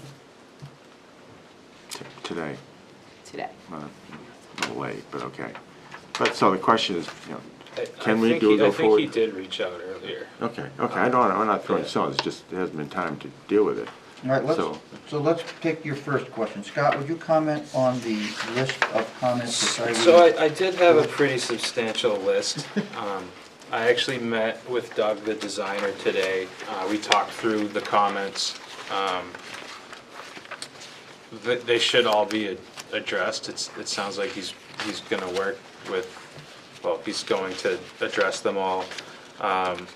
But there is a chance for a significant change where they may want to, they're toying with the idea of changing the entrance instead of using the access easement across the other two parcels and actually bringing the driveway out to Mass Road, which would substantially change the plans as well. So we may want to just hear their thoughts before we, or Well, then it becomes a conceptual, and it's Oh, not a hearing. It's got to do with Yeah. accepting it or not accepting it. yeah, So basically, Jim is asking you, do you believe that they are, are you asking if it's like proof of concept that they can do this on this site? no, I don't think that's the question. I think it's, we've had problems in the past with applicants that come in with multiple pages of questions and comments. And the sentiment was that they were not ready to present at that point, because they had too many There are, I mean, Could significantly change the plans. So in these comments that are in this long list of comments, I guess Jim is asking, do you feel that it's complete. It's complete, or do you think these questions would raise concerns that would make large-scale changes to the plan if they were answered? Is that correct, Jim? Is that fair? I think moving the entrance is a pretty large scale change. I think a lot of the other comments, there's lots of them, but they're fixable. So, one of the. I guess one of- I would consider it, yeah, it's. I it's- will say this as politely as I can. The sentiment has been that when an applicant comes in with multiple pages Yeah. of questions and comments that you have to find, Mhm. and you have to bring to their attention, they're using the town staff to complete the plan, when they should have brought it in completed to begin with. Okay, That's the sentiment. yeah, So if you feel these are minor edits that you just caught because they were oversight, that's one thing. But if they're clear cases of not following the regulations or not being prepared, we need to have that answer. okay, I would say more of the latter, that they're, Right. yeah. If you read Yeah. the comments. Specifically, the drainage ones were my biggest concern. There were a lot of questions about that, so. Okay, here's our choices. We can continue, we can accept it. We can continue this, keep them in the pipeline. If we deny acceptance No. and end it, they are, because we are looking at posted a zoning change for this district, if I understand. I've checked into that for no residential, is that the one you're talking about? Correct. I did check into that with the attorney, Yeah. and he stated that they've already received their variance for that use. No, it's for that use. But if we rezone, are they still vested? I asked him that Right, question. I'm not looking to unvest them, I just want to necessarily, Right, I asked him that question, Okay, and he so- said they would be vested. because they've got the variance, okay. Prior to the zoning and change. If I could just make a correction, Doug sent the email today, but he also sent an email to Derek on September 22nd. Yeah, we're not going to fault him We're for, not faulting No, you. I heard comments coming from the Well, no, audience. I just I- wanted to make that correction. I had remembered seeing it come through too, so that's why I wanted the to mention it. question is, do we want to review this now, or do we want to wait for them to come back with the substantive changes so we can use our staff time and board time more effectively? And I think you can tell where I'm going. Do we,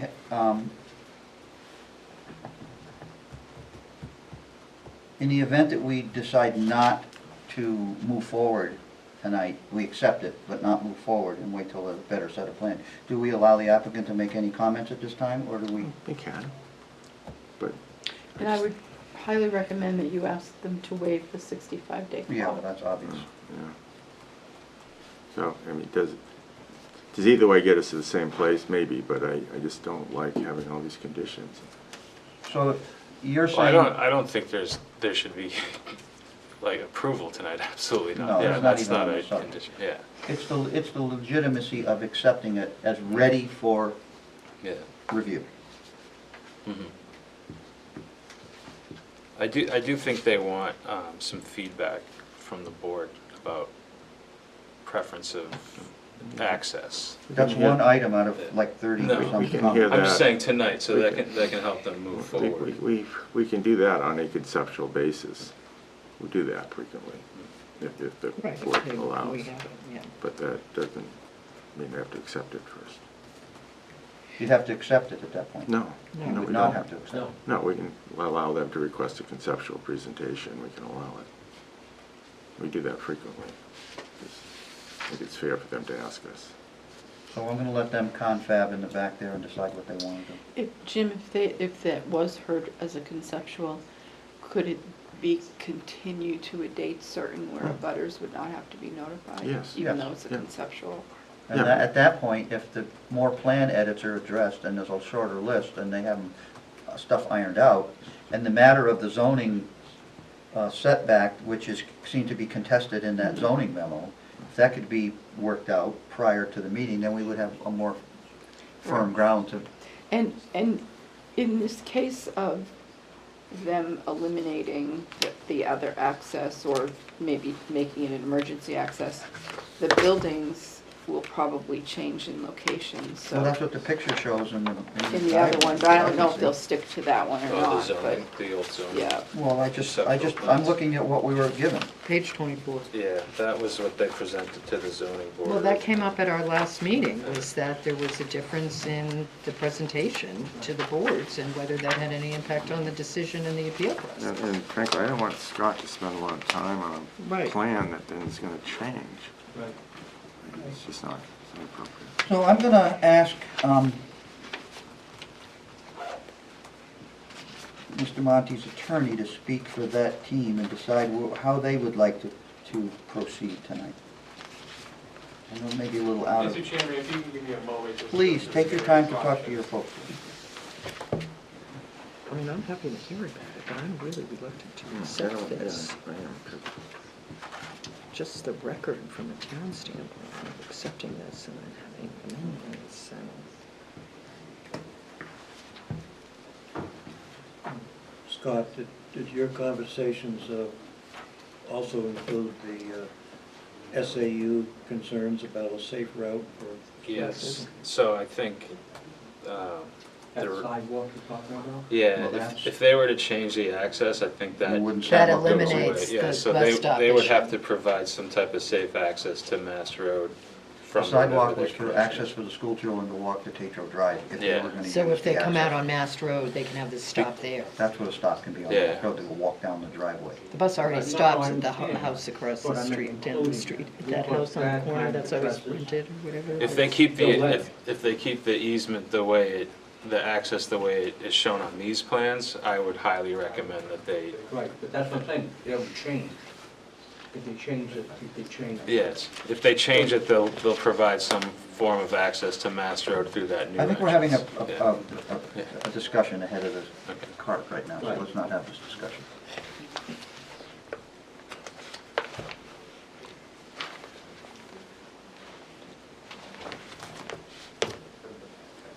So how was everybody's New Year's? New Year, when was that? Just seemed like a long time ago. Well, Doesn't Barbara, your it? memory is better than that. It was only 11 days ago. Yeah. It still does seem longer than that. That's because we're all getting old. Yeah. Yes. I have seen received a lot of comments and seen a lot of things where people are like, yeah, this one isn't any better than the last one starting out. Welcome to the table. Thank you, Mr. Chairman. For the record, please, your name. Daniel Muller from Cronin Bissell Zelinski on behalf of the applicant Henley Investments. Doug McGuire, the engineer, is here, as is the principal of Henley Investments. What we would ask you to do is the following. We'd ask for an opportunity to do a brief conceptual on the access issue. We'd also, however, ask that you continue the public hearing to a further date. We've gone through the notice procedure before, prefer not to go through it again.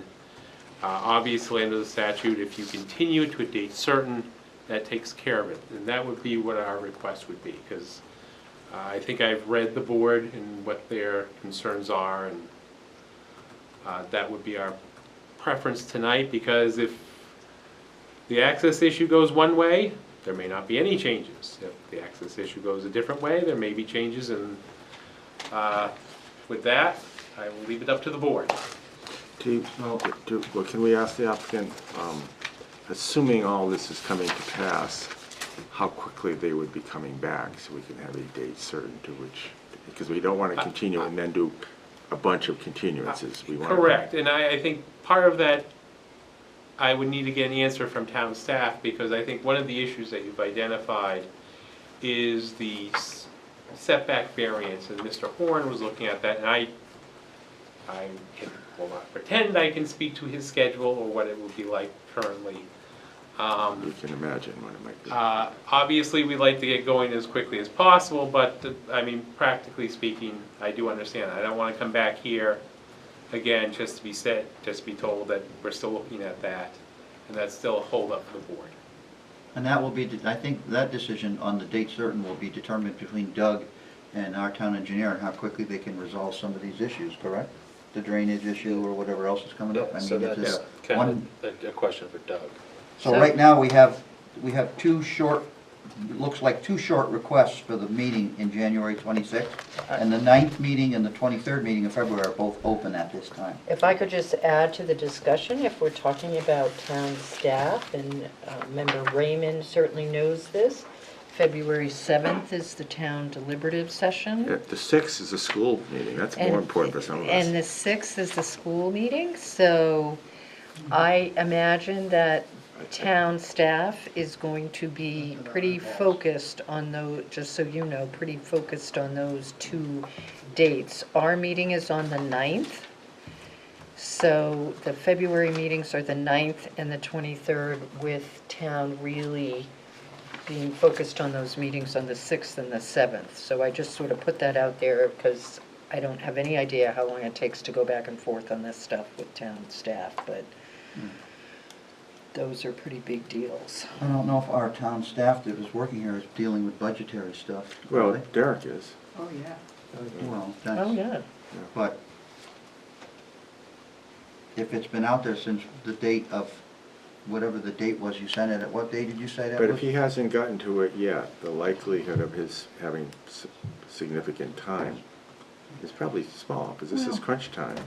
I know. but- I can understand that, your argument, but I think if the applicant shouldn't have to wait 3 months for an answer. That's the reality of applying in a thinly staffed town. Oh, well, is my response. He's got to deal with that.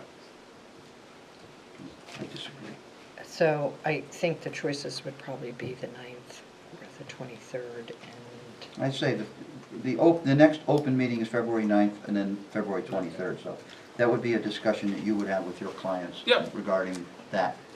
But now for the board's decision here, they're asking that we listen to a conceptual tonight, and we're also asking that since we continue to a date certain which can be determined, it would not have to renotice. Does the board agree with that request? Everyone agree with that request? Fine. So we'll ask you to come up and give us a conceptual presentation on the items you'd like to tell us about. Thank you, Mr. Chairman. I'll leave that to Mr. McGuire. You'll need to hear from me. Good evening. I'm sitting in the back again. I'm not going to do it. For the record, my name is Doug McGuire with J Group, here representing the applicant. Thank you, Mr. Chair, for allowing us to speak. Just for clarification, my goal was, we've had some of the comments from Scott since the October timeframe. We didn't make any adjustments to the plan. In my view, all of his items, engineering related, are fixable. The drainage concerns that he brought up, we talked about today at a meeting with him and I, and had a solution that was fairly simple. It was routing it just on the low side of the road versus the high side. So I didn't see any major obstacles with the comments. I didn't want to address those comments before hearing any input whatsoever from the board. I consider this a complete plan.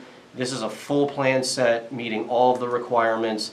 Yes, Scott does have a fair amount of engineering related comments, but nothing that wouldn't, in my opinion, deem this as complete. So that's why I didn't proceed and make those changes. We also had some additional items come up regarding the access, and I certainly wanted your feedback as a board on that before I made any major changes, because I do believe this plan, as it stands, does stand for itself. I think the access is viable. It's been engineered, the drainage works, you might need some tweaks here and there, but there wasn't anything that was gonna make this not be a premature application or anything like that. So, with that being said, originally we had proposed, as you know, to come in from Tetro Drive. There were some obstacles, some engineering obstacles in doing so. The 2 existing box culverts that are on the property were not at the proper elevation that would be to realign this road, and not at the right alignment. So those were going to have to be adjusted or replaced, at worst case, adjusted best case. And that was going to be a costly endeavor. They have natural bottoms that would have to be reworked. Scott had brought up some concerns about those, rightfully so. There was some guardrail implications with how would that be adhered to the guardrail or to the structures that we would have to work through. Essentially a fair amount of engineering obstacles for that access. The applicant was willing to work through those and continue to pursue that access point. In between this submission and where we are today, there were a few additional items that came up. One being an abutter approached the applicant. He's in the audience here. I know it's not a public hearing, but he's been to several of these meetings, and he was able to talk to the applicant after a meeting and express concerns of the access going through that parking lot. You know, and I can understand, you know, that as a concern. I mean, you have the development going through a parking lot area on its way to a main access exit. It's something I believe that we can work around, and I believe it's something that that the condominium that he is part of is aware of, and it, you know, there is the legal easement access that we've talked about, and we've explained that. But it's a concern, and we can recognize that. We also understand that the SAU had raised concerns about potential of school children and where they would go to be picked up for the bus. They won't come into the development. They also don't like to turn around at like a cul-de-sac if they don't have to. So it was going to be a matter of bringing the students, or how to get the students to like essentially the entrance of Tetro and Mass Road is where they were kind of going for that. So when we started hearing these comments coming in addition to some of the hardships of this access, we wanted to look at the opportunity of another access point, and that would be via Mass Road. The big item we needed to figure out was how would DOT feel about that. We were able to schedule a meeting on December 20th before the holidays, and we met with District 5 on site, physically on the site, to review the potential for access in that location. Brian DeFosis from District 5 met us out there. He was able to physically measure the site distance while we were there. He had a wheel on him and he measured that out. And he didn't raise any concerns, actually, of that being an access point from DOT's perspective.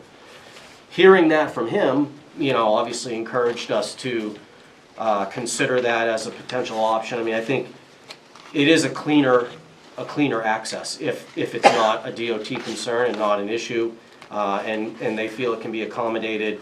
It's a cleaner access into the property. So after getting that feedback from DOT, I wanted to just make sure there wasn't any other items that I was overlooking for any reasoning that it would not be appropriate to potentially adjust that. Scott and I talked about it from an engineering perspective today.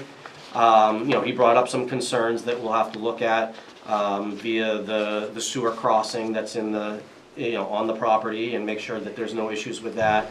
I mean, I will say that there was a full access drive constructed when this was contemplated as the courthouse years ago, and there was no issues there. So I don't suspect we'll have any issues, and that, you know, was able to be acceptable by DOT at the time.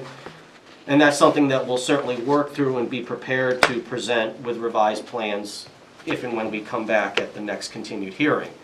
But I mean, my hope was tonight that, and I understand where we're going, but my hope was, just to understand where my mindset was that because this plan was completed, fully engineered, I was hoping for it to be deemed complete so I could get the feedback on the plans as a whole, if there was any other major items that the board members had concerns about, you know, how it's laid out or anything like that. I would have liked to hear some of that feedback so that I could come back with one clean plan for Scott to review and for Joanne to review, and, you know, and be in a good position to have a clean letter coming back to this board. So that was my goal. I think we could potentially still accomplish that just with some of your feedback tonight. And, you know, obviously if the board is open to the Mass Road connection, I think that solves a lot of potential issues and concerns that were brought up over the last couple of months. So we would look to revise that, and we would come forward with that as a revision to the plan. And obviously we would address any of the other engineering related comments. Drainage wise, it actually simplifies some concerns with drainage. It's a lot less of driveway coming in, impervious driveway that has to be collected. And that area of driveway was being discharged to our proposed infiltration system that we have. So you're talking about less impervious area, less strain on the system that we were proposing. So it'll be a positive, and it'll probably help with some of the town engineer's concerns that he had on some of those items if we make the adjustment to that Mass Road. So with that, that's kind of the feedback I was hoping to try to get from the board. I'm confident that I can work back and forth with Scott within a month's time. I think it would be reasonable, and I don't believe Scott would have any issue, being able to potentially review or at least provide his initial reviews before the 9th. So I guess that would be my preference, but open to hearing the board's feedback and taking it from there. So I will ask board members if they have any questions for this conceptual presentation on the access to Mass Road. If anybody has any disagreement with it, I'd like to hear voice that now so they can get the feedback on it.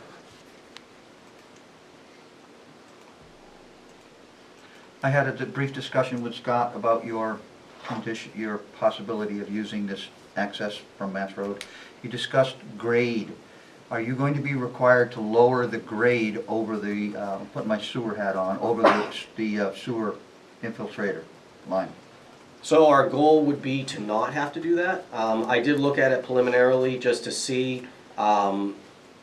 I don't believe we'll have to lower the grade. We may have to do some adjustments to the grade as it approaches the rail trail. I don't think that would be an issue because I'm sure we would be looking to do some level of upgrade to the rail trail in that vicinity anyway. So if there had to be some grade adjustment across the trail, that could be made up across the width of the trail or the length of the frontage of the trail.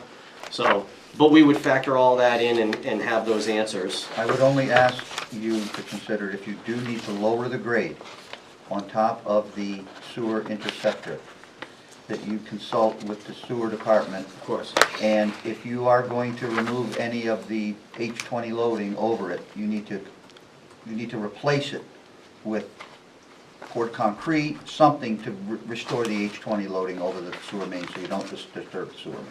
That's my only comment as a sewer commissioner. Understood. Anybody else have any comment? Can I Joanne? ask Doug a question? Go ahead. When you had your meeting today with Scott and the others, has there been any thought given to accommodate a secondary access just for emergency purposes? Well, our thought was that there really wasn't a need based on the layout and the circular nature and the continuity that we created on site. We didn't have the dead ends that some of the previous iterations had. And with the short access directly to Mass Road, I didn't feel that was necessary. When this was reviewed by the fire department initially, they didn't have any concerns at that point requiring a secondary access, so I assume with a shorter connection from Mass Road, that would be more desirable, at least from their standpoint.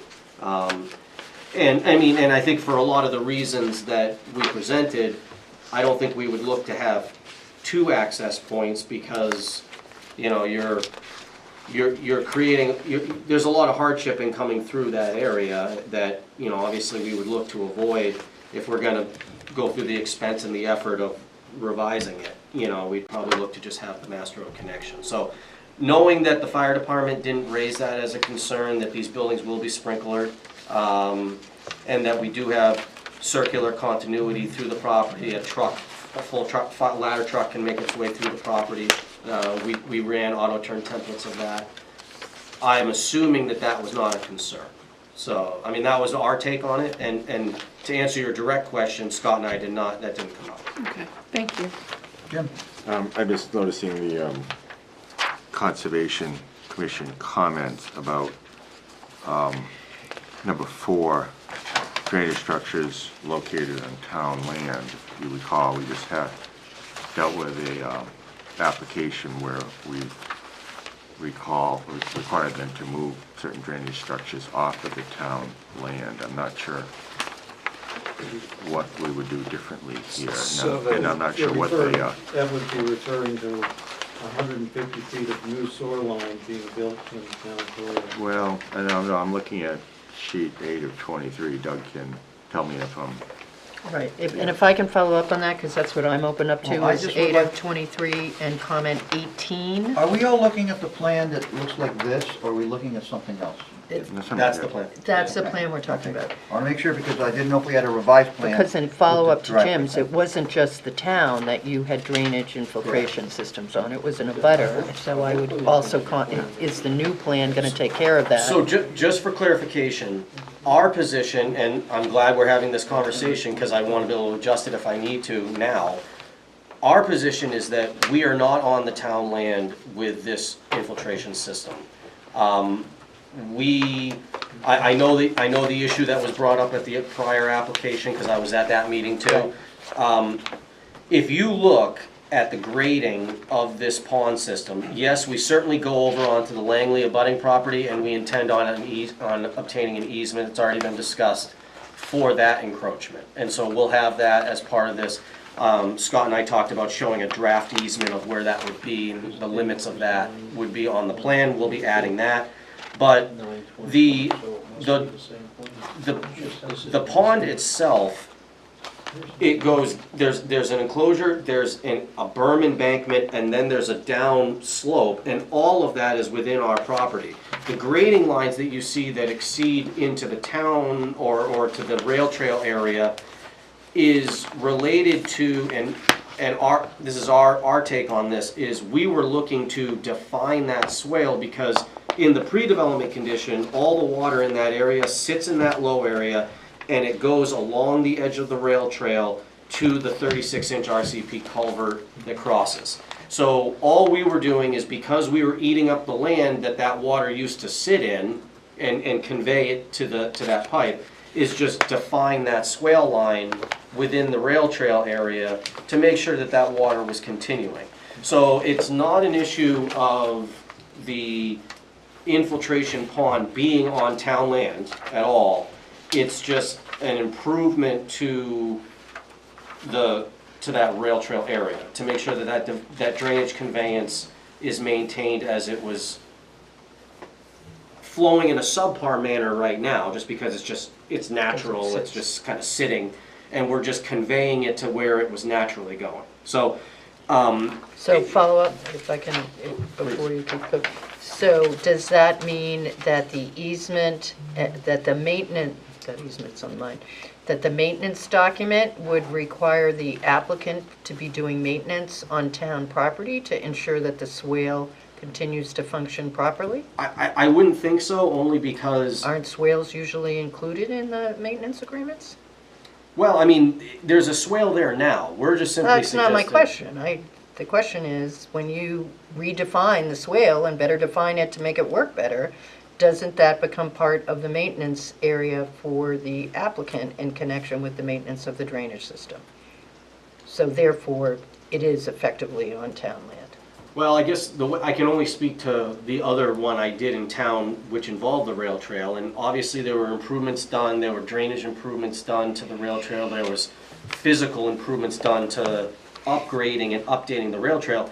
Because those improvements were done, that applicant didn't assume any responsibility. That was taken over by the Rail Trail Commission, and they maintained it from there on. So it was almost like this is a improvement to the rail trail that they're recognizing, along with any other improvements that we'll likely be making, along with, by providing the access. And all of that, including this swale, would be the responsibility of the rail trail, is the way we would propose it. Okay, it's an issue. We're not gonna It's resolve an it. issue, and just so you know, I thought having Mr. Roberts here for the prior application, actually being here to affirmatively say we have reached an agreement in regards to the easement that they were doing on property, and I noticed you were here for that, was very helpful to me in helping me to approve the plan. Okay. So talking about having easements with an abutter is going to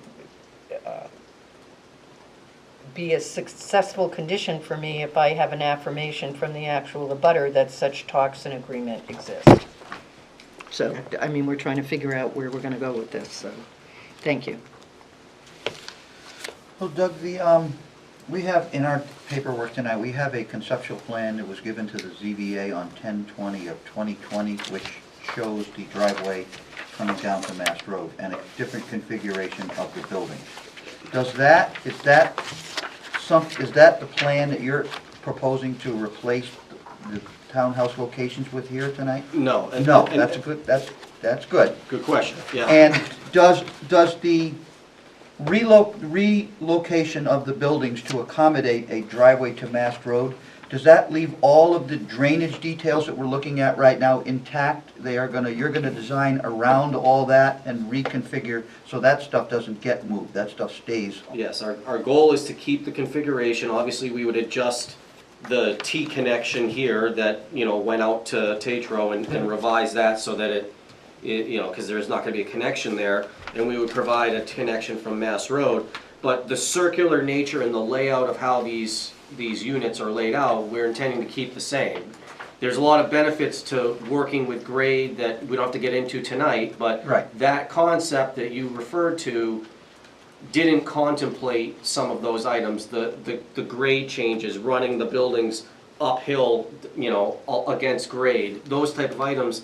It wasn't conducive to, feasible for construction in some ways. So the layout we have, we think does accomplish that. It allows you to climb and grade and get up, reduce ledge cut in the rear of the property.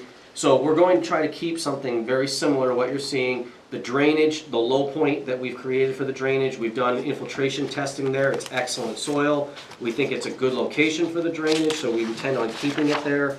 So yes, to answer your question, it would be a contemplation of a new access, but not a wholesale change of this plan. We're going to look to keep the drainage conditions very similar. And one of the comments that we have here from Derek Horn is about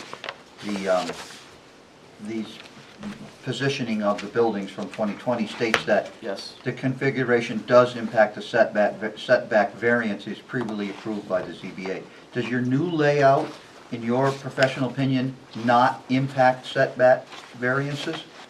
Are you going to present that to us at a future meeting that's going to show that that doesn't exist, or do we have to get a decision from Derek on it? Well, I think what we're looking to do is get some concurrence from Derek, because I did respond in my rationale as to why I did not believe there was any issue with how he interpreted the language of how the ZBA approved this.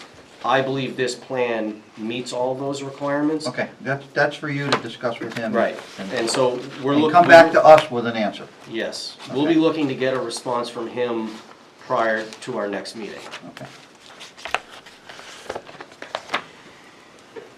Board members, Mr. Chair. please. Doug, in your discussion with District 5, Mr. Foss, did that discussion include possibility of left-hand turn lane? It did. We discussed it. He had already had our traffic study that we had done on part of Tetro Drive, because we would have needed to update the driveway permit of Tetro as part of this project. So he did have access to all of that, and based on the trip generation that this project would have, he didn't believe there would need to be any type of those type of improvements. It would be very similar. I mean, it's less. I mean, this type of development would have less traffic potentially than the recently approved car wash facility or something up the street, and though that didn't have any significant off-site improvements. His main concern was the site distance, and that's what he verified in the field, and obviously we'll verify that with a site distance profile, planar profile as well. So it'll be beyond just a field measurement. So it would be a full-fledged enter and exit type of. It would be a full access, but because there's good sight distance in both directions, there's really no issue with it just being an in and out onto a 2-lane road. There didn't need to be the type of improvements that you see at Tetro Drive based on the trip generation. I just wanted to bring that up because the much earlier plan showed that the connection to Mass Road is a limited. Yes. Yep. And so and that was all. Limited. We were contemplating all the different aspects with Brian, and we explained the feedback that we'd gotten on certain issues with the Tetro Drive connection and why we wanted to pursue Mass Road as a full connection. And he didn't have any concerns of it. And obviously, knowing, you know, if there's no glaring concerns and we move forward with that direction, then obviously we'll be applying for a driveway permit from DOT for that connection.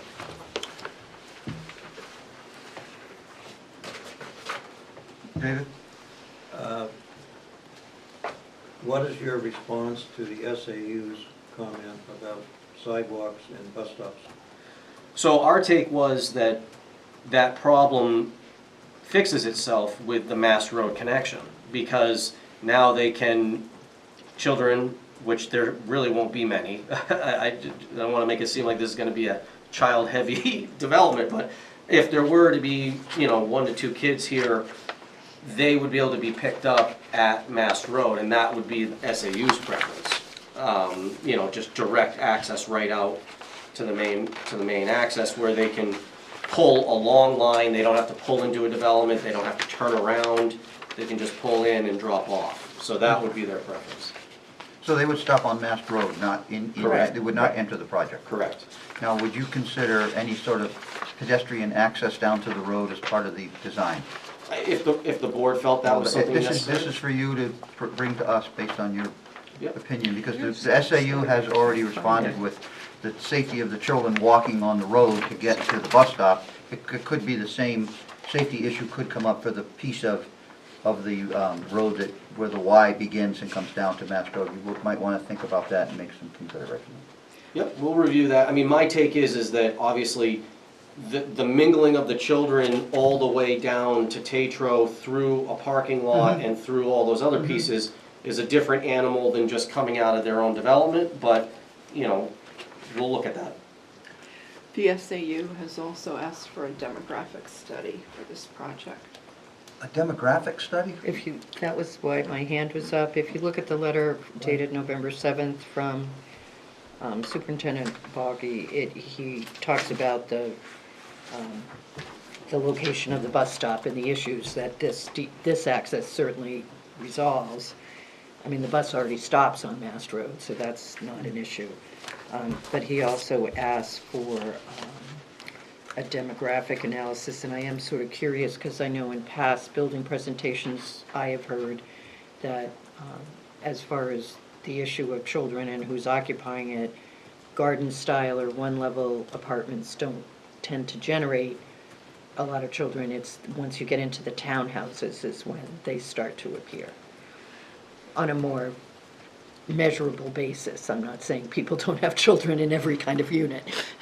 Well, I mean, you know, we've done, our firm has done multiple multifamily developments in various communities recently, and this isn't the first time that question has come up. We do have a lot of data that we've acquired over time that we could share with the board. My preference would not have to, you know, go out to some third-party firm to do this elaborate study for this. I think that's a little overkill for 30 townhouses, but I can share with you, you know, with data backing, what the anticipated child count for a development, a townhouse versus a garden or versus a single-family home, and give an estimated amount of children, you know, but you're probably gonna, it's gonna be like 3, or 2, or it's gonna be a very low number. I'm not saying that I'm expecting it to need that we need a new bus going down 114, but I know that there's a request from the school. There's a lot of local concern about this issue, and if you have the data, I don't think we need a separate study, but, I mean, maybe I Raymond think it's fair to see what the data is and then decide, but, because we used to do this back in school lunch times. We've had capacity in schools until recently, and now the elementary schools are filling up again, so we're back to where we were 10, 15 years ago, looking at each development to see how much capacity we have for it. So I think it's a fair request, how the applicant can handle it, see what he can present, and then decide. I also think that we have approved several large projects in town. We have not asked for that. That's right, and that's because if you listen, we're back at capacity now. We weren't for quite a while. And Things have changed. Well, these are 3-bedroom units versus the others were 2-bedroom. I know you disagree, but I the schools disagree. are at capacity. the elementary schools. It should be for everybody or nobody? No, it's based on the town's needs. Right now, we have a need. Well, I remember the last time they asked us was when we talked about the departments down We can behind discuss this Shaw's. later, Tim. I'm not gonna get in a fight with you here, but we I have. don't wanna get in a this fight with board- anybody. I This just board wanna has done treat this in the everybody fair. past when there was a school need, and now we have a school need. Okay. The school department does get a copy of all of the plans, and this is the first time in a while that they've commented. Okay. I'm gonna move that we continue this to the second meeting in February. Second, you concur with that? Second or first meeting Second. of February, or? February, 23rd. you want to move it to February 23rd, Jim? They asked for the 9th, and the date is open. Yeah, but if we don't have. if we I don't have think anything for done- me to review it, I think that makes more sense. I don't want to put a lot of time crunch on you to have to get it to us, and where there's going to be significant changes to the plan. I don't want to have a short window to review it. So I tend to agree with that idea. So February 23rd? It would allow us some back and forth as well. Yeah. So, okay. There's a motion to continue to I'll second it. 2/23/23. Jim? And Phil? Any discussion on the motion? Seeing none, all those in favor say aye. Aye. Opposed, abstentions? We will see you on February 23rd. I appreciate the board's feedback Thank on you, this. everyone. That was helpful, so come back with a revised plan. Okay, we're going to back up now to the zoning amendments. So, Joanne, could you pick the discussion up where it needs to be picked up regarding zoning amendments? We've already Yes, conducted a so- public hearing. It is discussion time with board members, correct? If the board has, now, you cannot make any changes to these articles because this is our second hearing.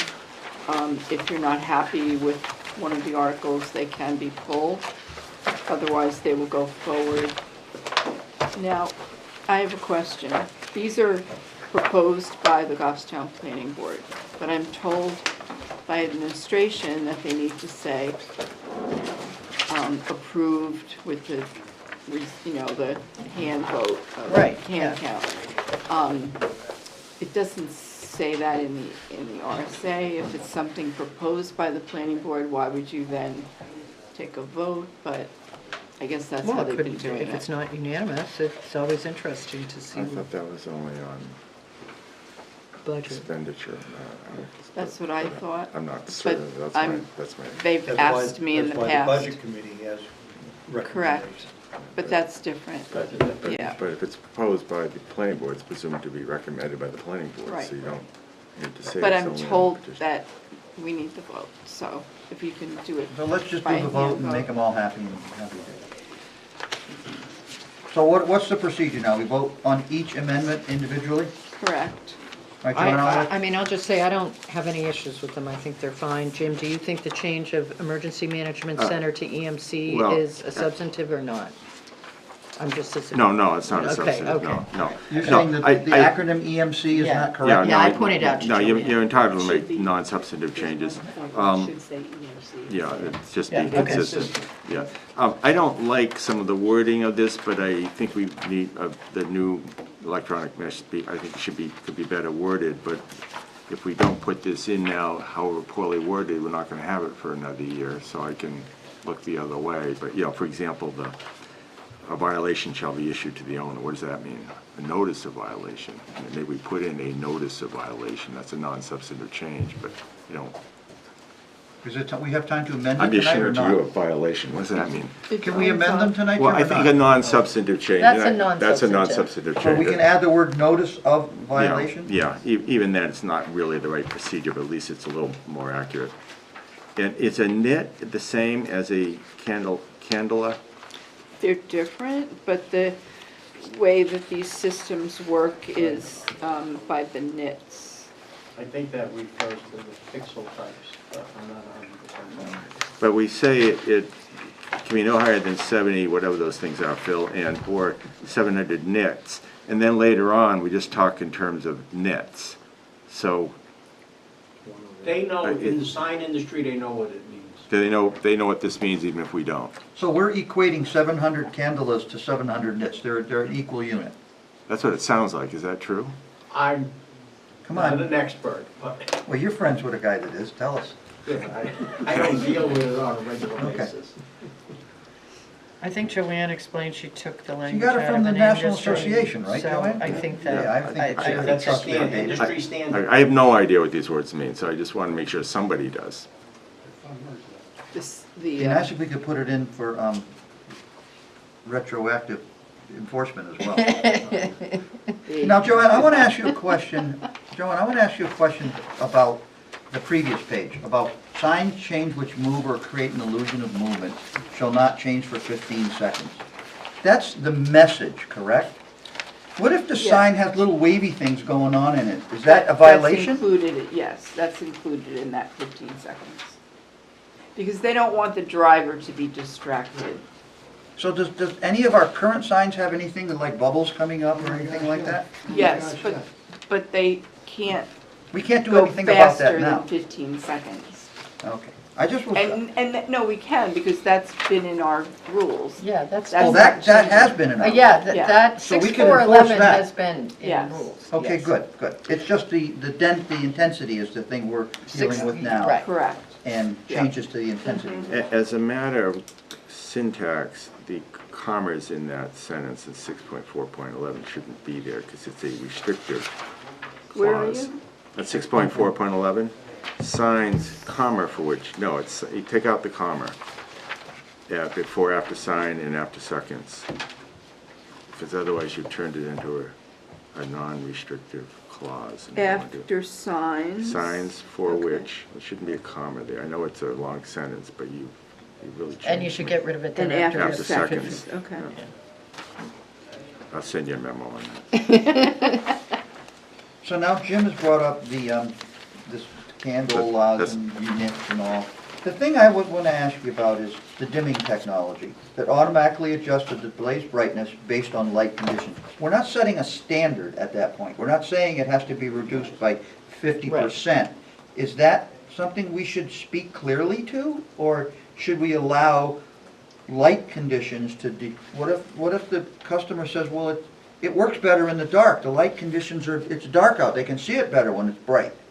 But it can't be brighter than the 700 nits. Yeah, but that's a daytime light, so you can actually see it in daylight.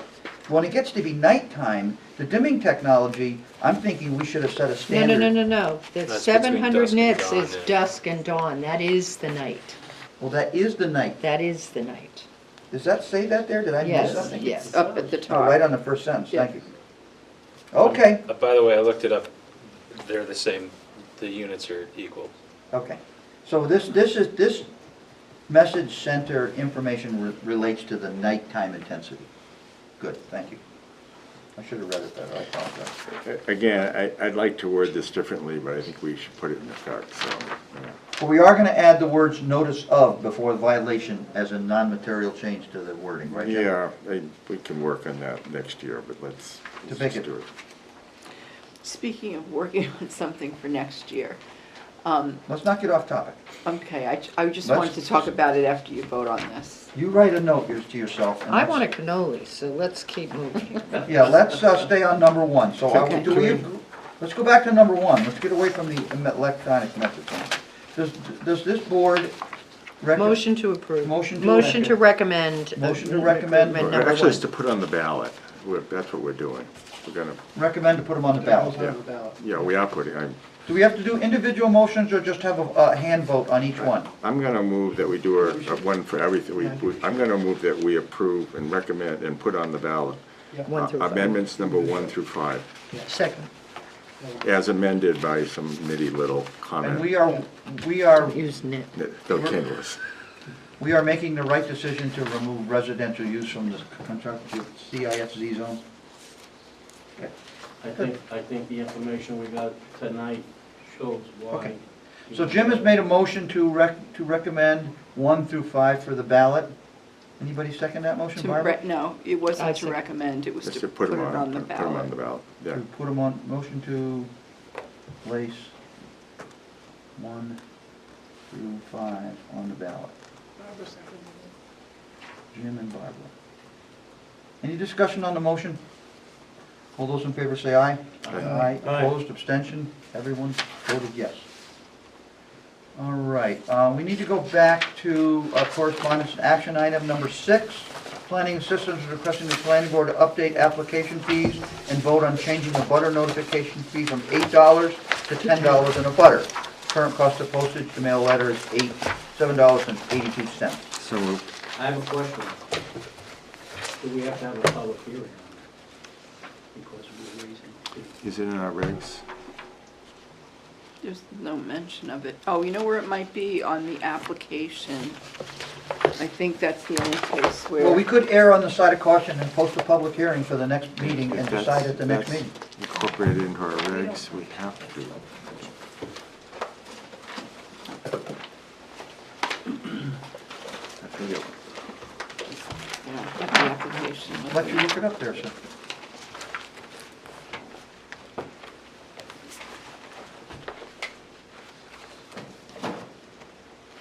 You know something, on another topic, aren't we supposed to review impact fees as a planning board on some schedule? And I can't remember the Yes. last time we ever talked about impact fees. So, they're way out of date. Ooh, I think the last time they were updated was 2011. yeah. So I talked to Derek about it a few months ago, and there's money put in this coming budget for 2023, if it passes, for fees to hire a consultant to update it, because it's been so long. I thought it was the planning board's purview to make those decisions. Not for the In order money. for them to stick, you have to, Have a consultant? well, Well, because the analysis. because you have to, it's because it's been so long, you can't just use the formula. Okay, that so was that is provided. something that somebody's thinking about. Yeah, so Good. we've already requested the funds.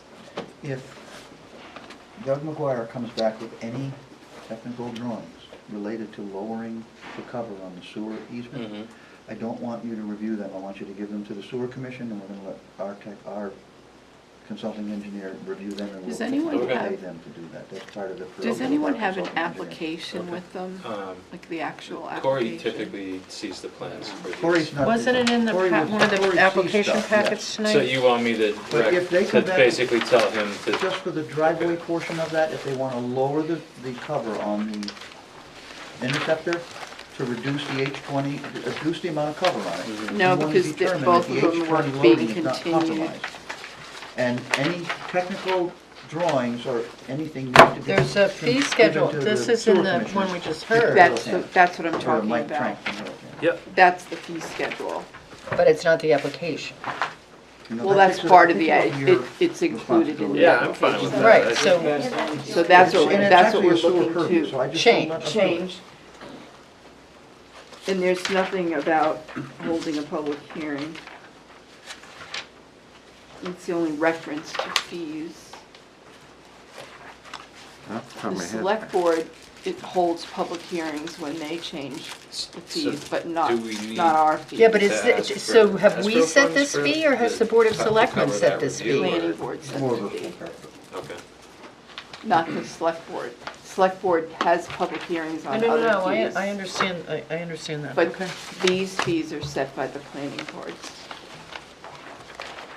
The sewer commission decides they want to be And I reimbursed. think we'll the, tell them they need I to be think the reimbursed. statute mentions that the planning I don't board think our sets their regs own mention fees. it, so I couldn't find it in No, there. I don't remember. Embarrassing. All right, well, I think we need to figure out exactly how we do that for the next meeting. I concur. It's a big word. I concur. Can we go home now? Not yet. Please. I have one little thing I want to ask the board when we're all done discussing this. We're gonna delay the decision on the request to raise the fee until we have some more information on it. Just procedurally. Okay. I would like to know from Joanne, do we know about the LeMay's additional building that they built to use as the temporary slaughterhouse after the fire? And we required them to discontinue use of that building completely when they moved into the new building. Has anyone ever confirmed that that building is just an empty building and it's not being used?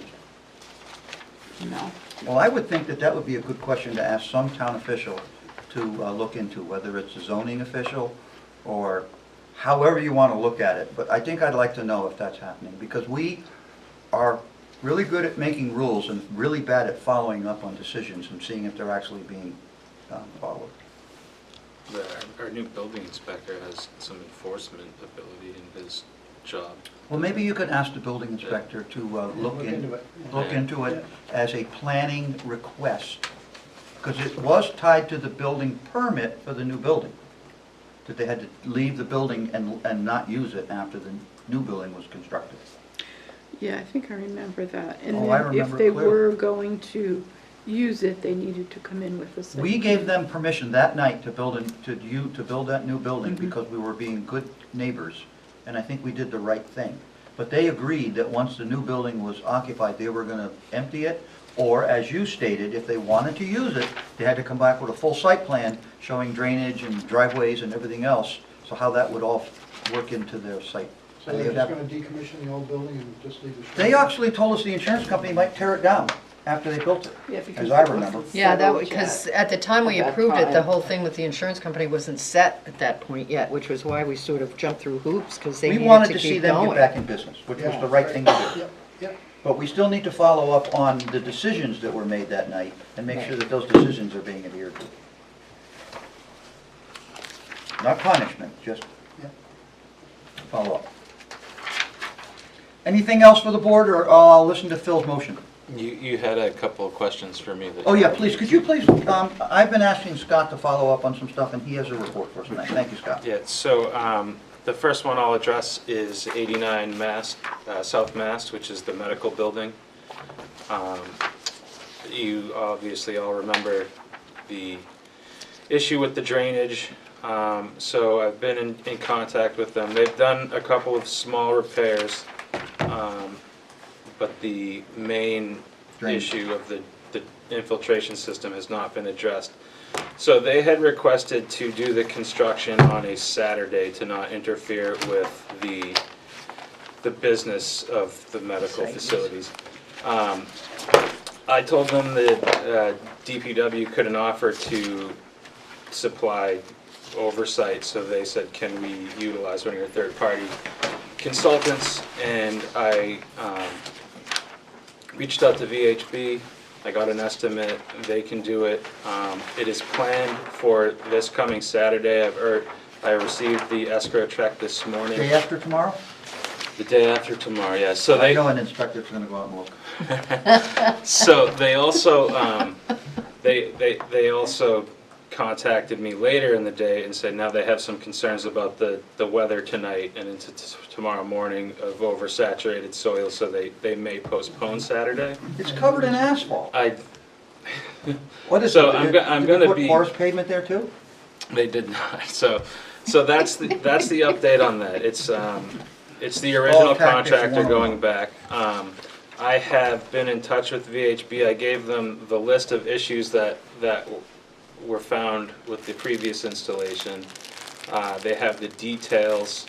Well, they have the whole plan set, but I gave them specific instructions of like what we're looking for. Basically, I mean, what we're looking for is it to be installed. the Rip way it the out plan and put it in right. Yeah, so they're up to date, and I'll keep you informed as to how that goes. I'm sure it sounds like you might swing by. I think I am going to in the morning. I have an afternoon engagement, so I can't.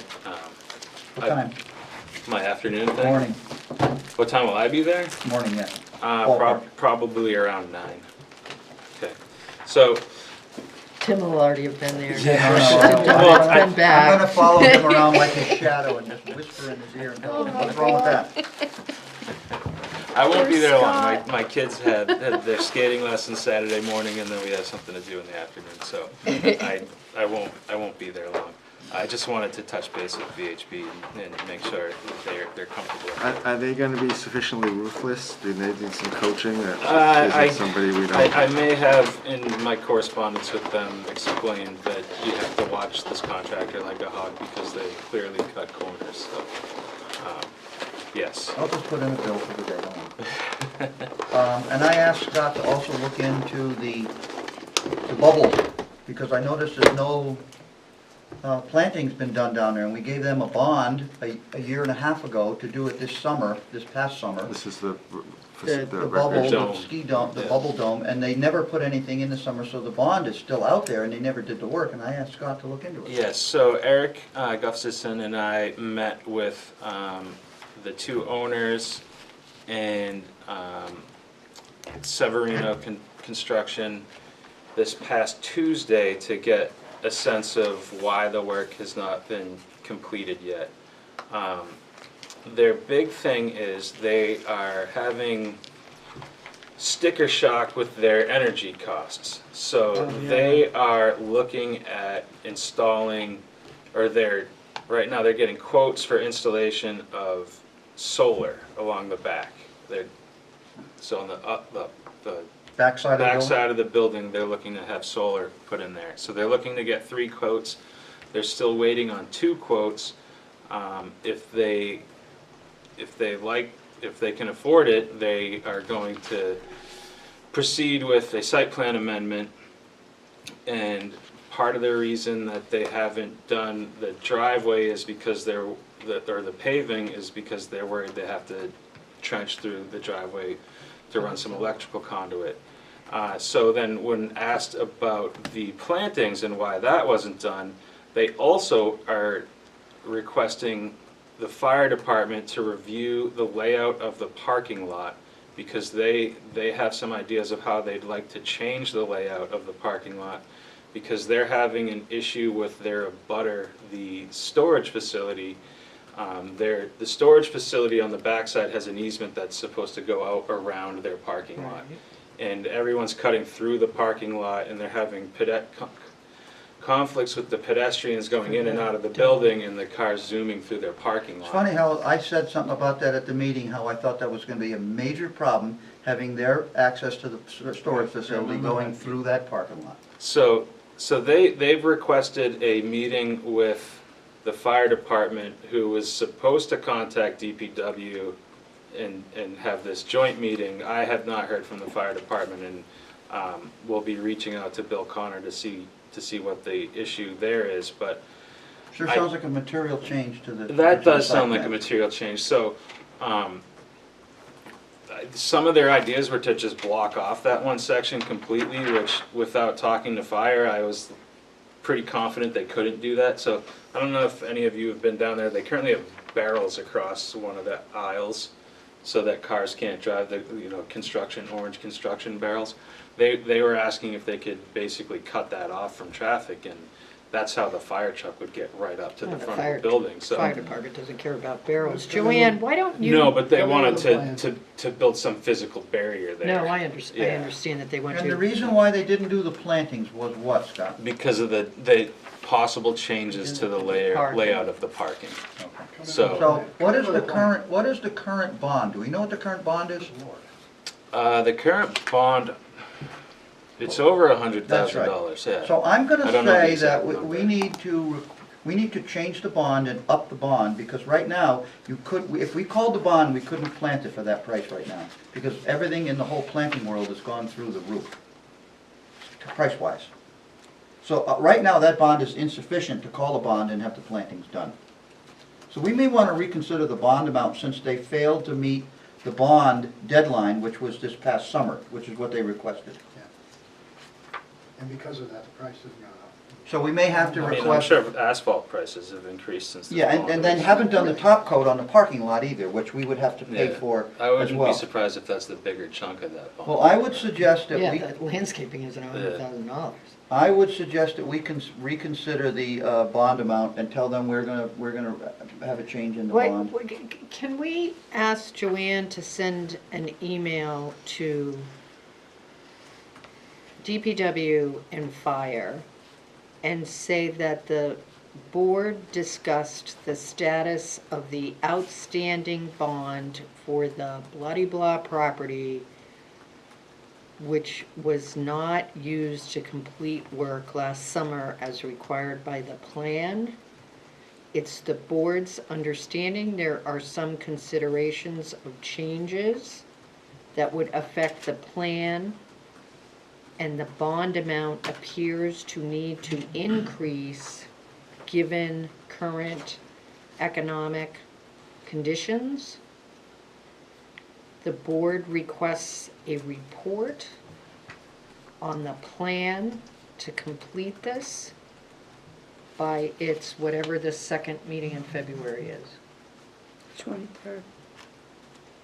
And copy it, and address it to DPW and fire. Copy Derek, and who else should, copy Tim as the chairman of the planning board. And is there any other department that should be involved in this? I don't think so.